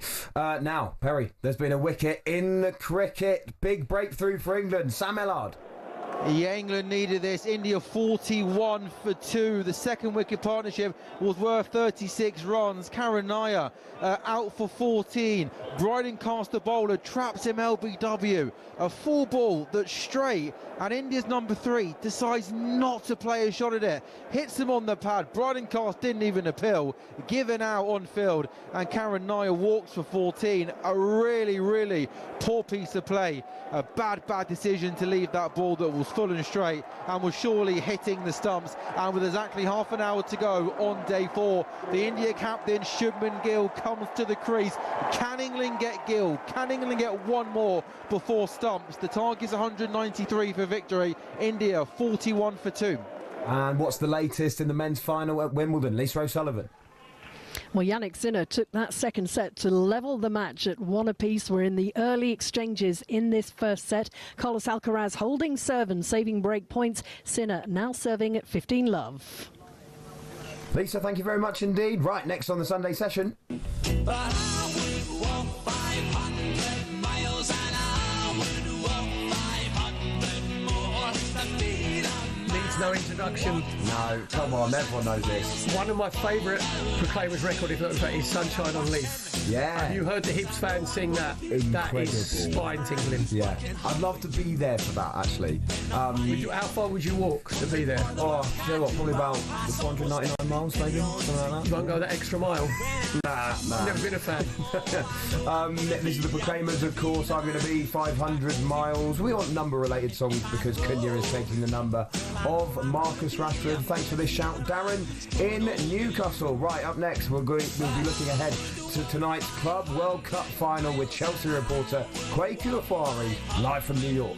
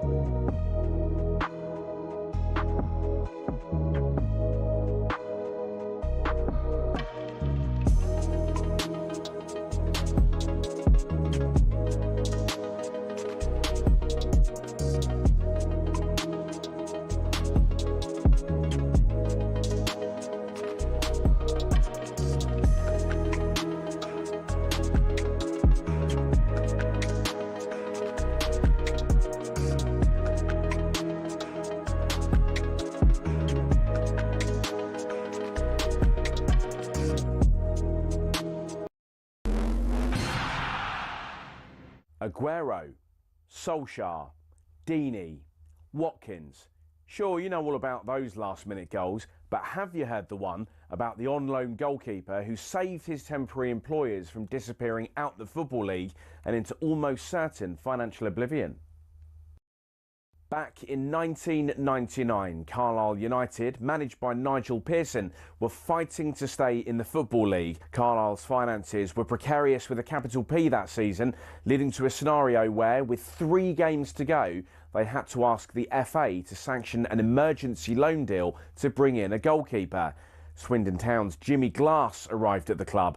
His efforts in his first 2 games earned the Cumbrians 2 draws. Those vital points meant that Carlisle went into their final game of the Division 3 season, now League 2, needing to beat mid-table Plymouth Argyle in front of their own fans and hope their relegation rival Scarborough didn't win against Peterborough at home. The game at the McCain Stadium finished 1-1, and with the same scoreline at Brunton Park deep into injury time, Scarborough's fans invaded the pitch en masse, believing their Football League status was secure, convinced they'd done enough to stay up. However, there'd be one more plot twist. Carlisle won a corner in the dying seconds, and up came Jimmy Glass. In one of those you couldn't make it up moments, Glass scored from a rebounded header and was promptly swamped by teammates and thousands of fans who quite simply couldn't believe what they'd just witnessed. As for Jimmy Glass, he became an overnight celebrity, but he never played for Carlisle again, and his playing career never really kicked on after that defining moment. He took on various jobs outside of football before finding his way back into the sport as player liaison officer at Eddie Howe's Bournemouth, and most recently the general manager at non-league Wimbledon. Not the fairy tale ending to one of the most Hollywood moments in football, but the name Jimmy Glass will live on forever as the scorer of that goal, arguably the most important in any club's history.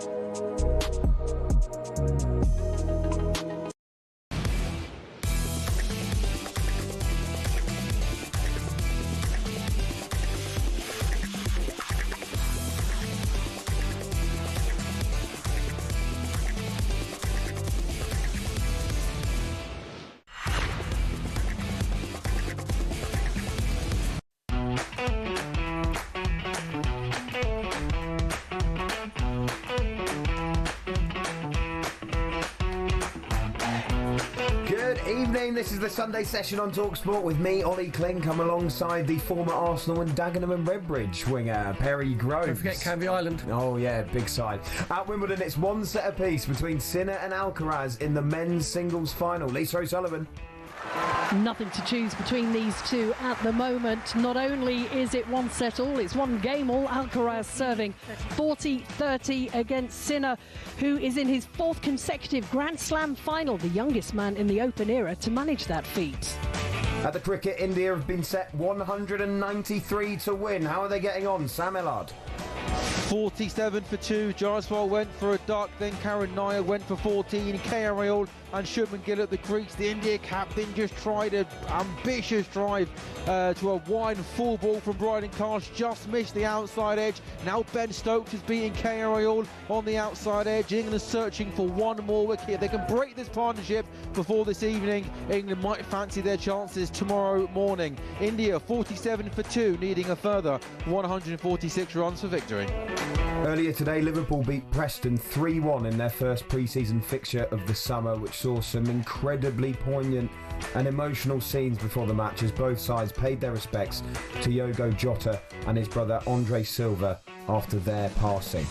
At 8 o'clock tonight, we'll bring you a choice of listening. Over on talkSPORT 2, there'll be live commentary of the Lionesses' crucial final group game against Wales. They need a win to guarantee their progression to the knockout stages at the Women's Euros, while exclusively on talkSPORT, it'll be the Club World Cup final as Chelsea take on PSG. This is the Sunday session on talkSPORT.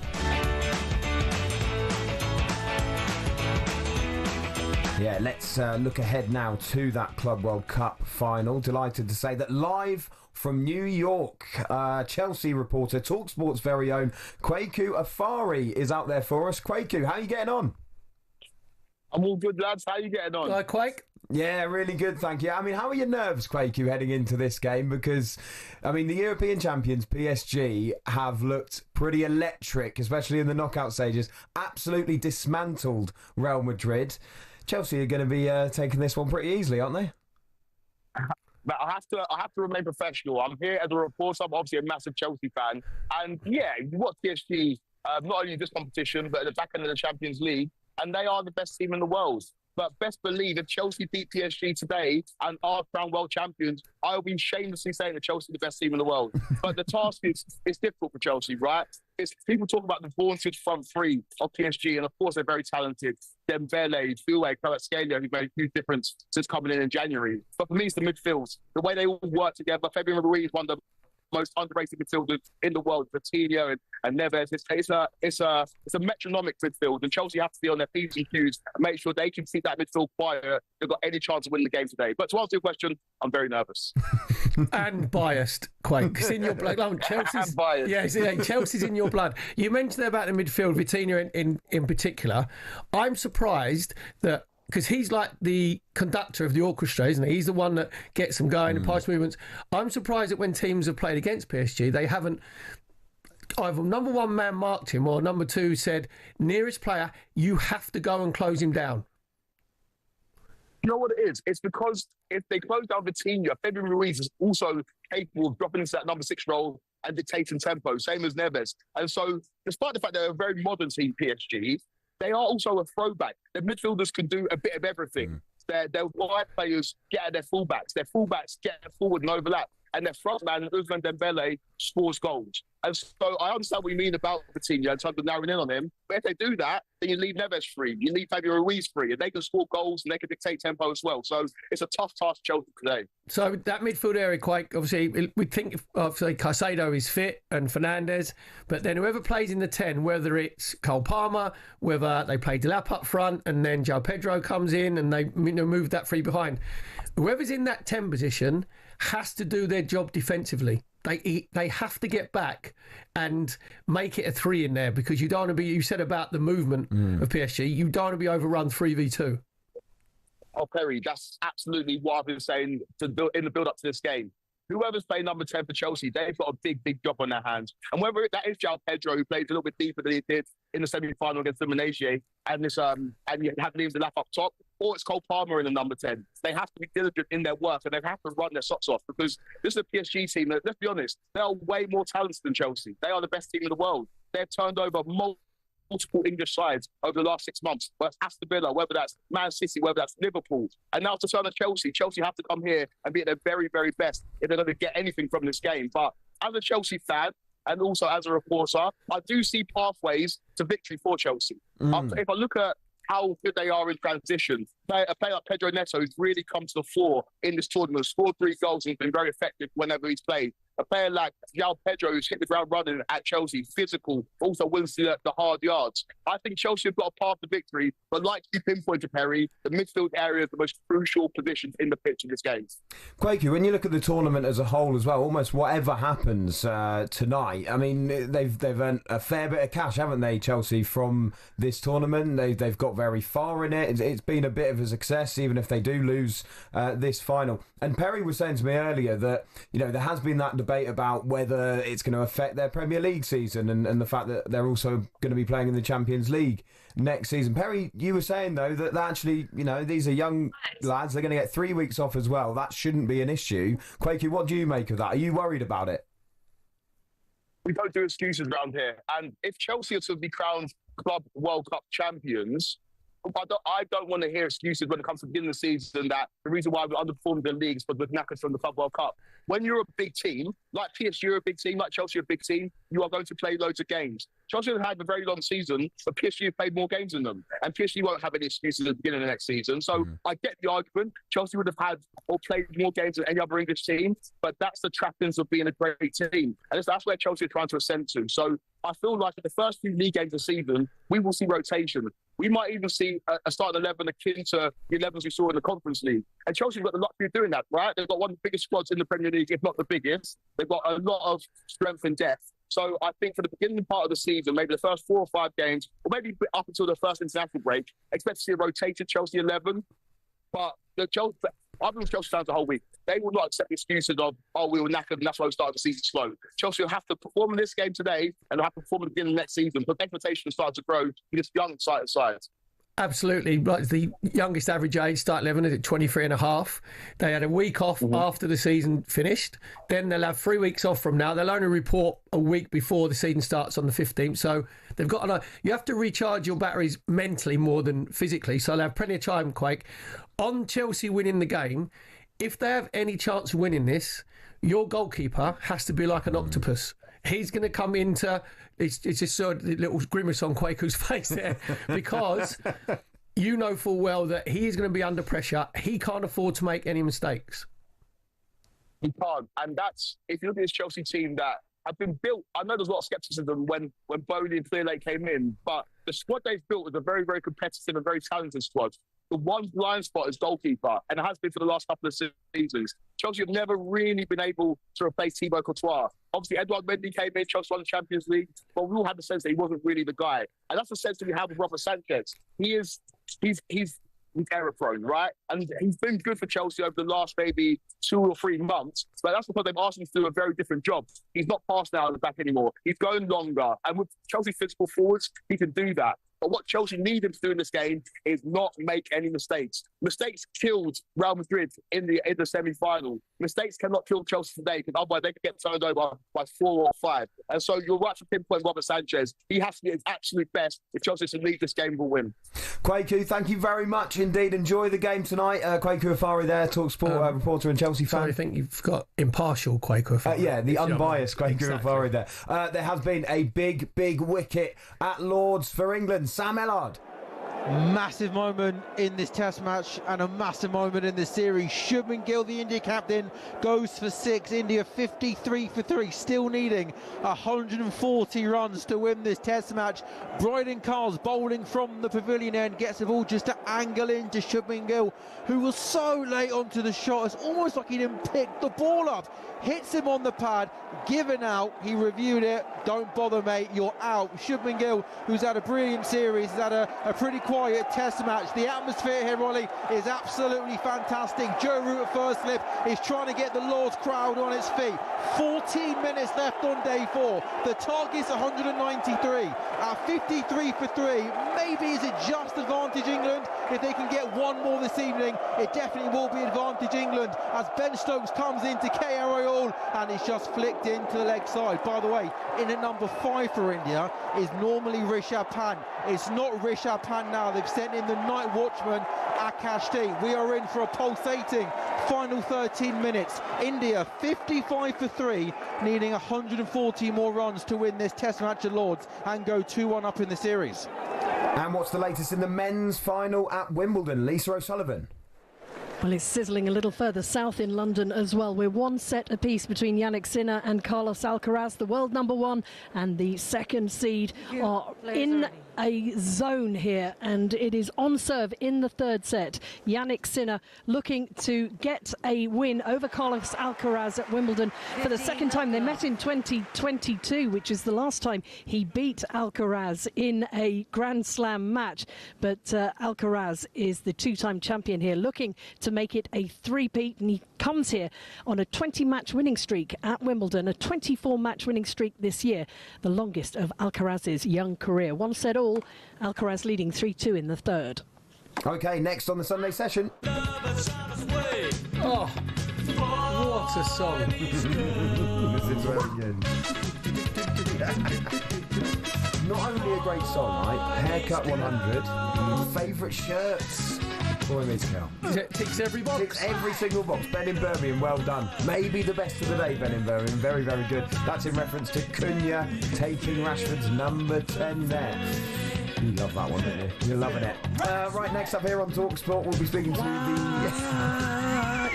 Sorry, look out away. Just sing over it. It's fine. I was back in my 2-tone trousers in back to the 80s, sorry. Oh, I'll bring them back at some point. We've got to see them. We'll be speaking to the Lionesses record appearance holder in just a moment, Farrah Williams, ahead of England women's final group game at the Women's Euros. Tonight, they play Wales at 8 o'clock. It's live on talkSPORT 2.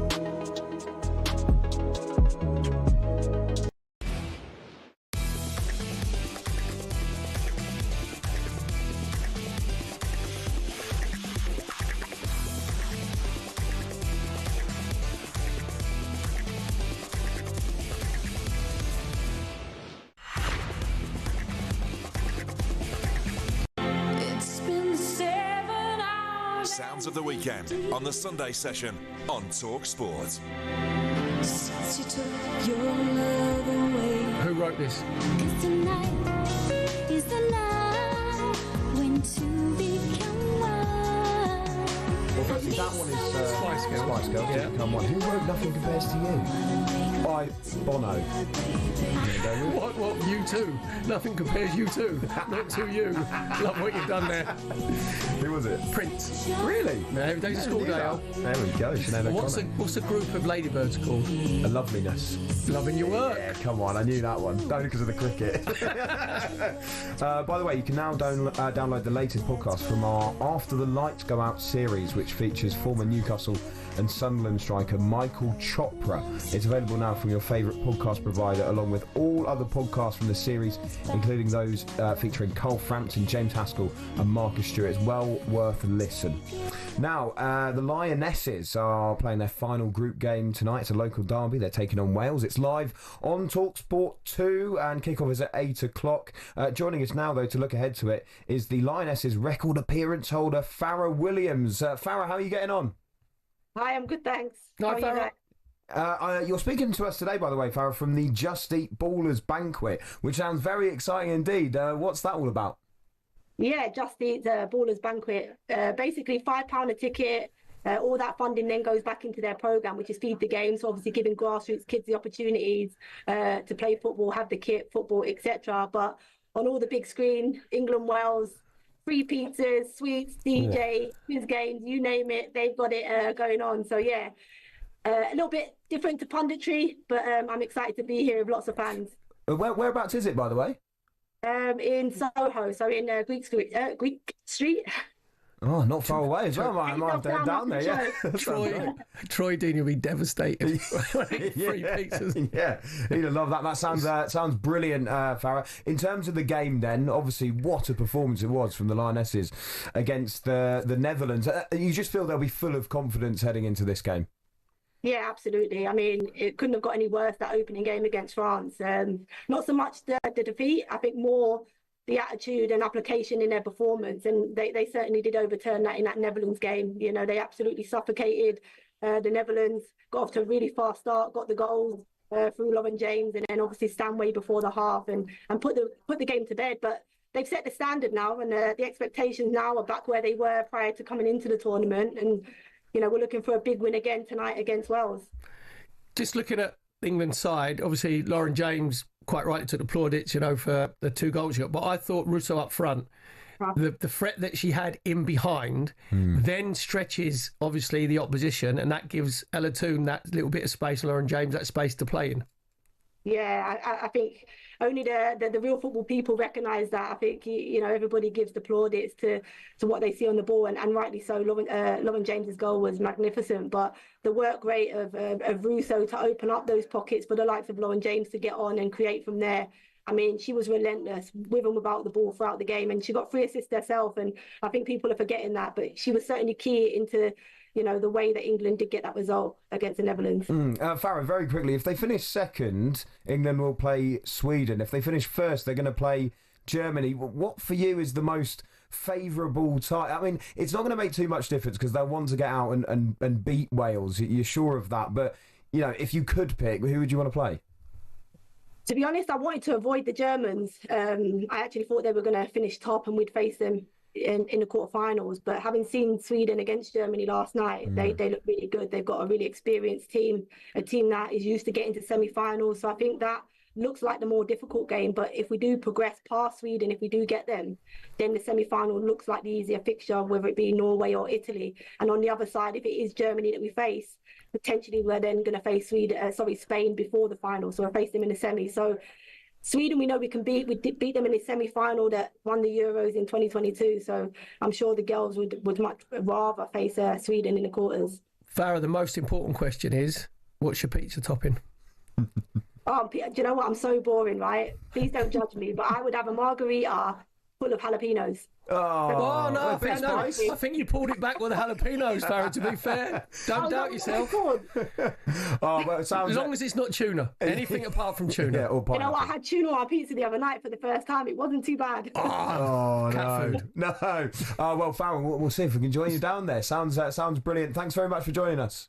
Thank you. Cheers, Farrah. There we go, Farrah Williams, who's down at the Just Eat Ballers banquet in Soho. Sounds brilliant ahead of that game, which is live on talkSPORT 2 in the Women's Euros. England against Wales. Adrian Durham will be your host. Joe Shannon, your commentator, and former England striker Tash Dowie, and West Ham manager and former Wales assistant coach Rhian Skinner. Just a reminder as well, the Club World Cup final will be live and exclusive on talkSPORT. 8 o'clock kickoff, Chelsea against PSG. Just finally, Perry, it's been an absolute pleasure, by the way. Always pleasure mine. Prediction from you for the Club World Cup final?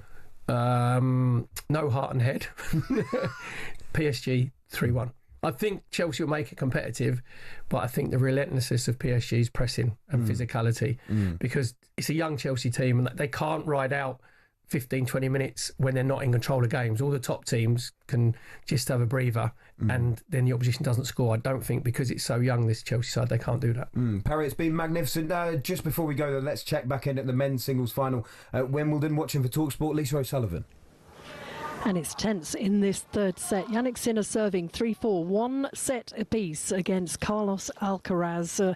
In the open area, only 3 players have lost fewer games than Sinner en route to the gentlemen's singles final. That's Jimmy Connors, John McEnroe and Roger Federer, of course. Getting through that quarter-final against Dimitrov as he slips once again. The shade now covering the far end of the court and creeping towards the net, the end at the Royal Box. Still pretty much bathed in sunshine as Carlos Alcaraz lines up, ready to receive again from Yannick Sinner, who's 30-15, 3-4 in the third set with 1 set apiece. And Sam Ellard, after that big wicket for England, how's it looking against India?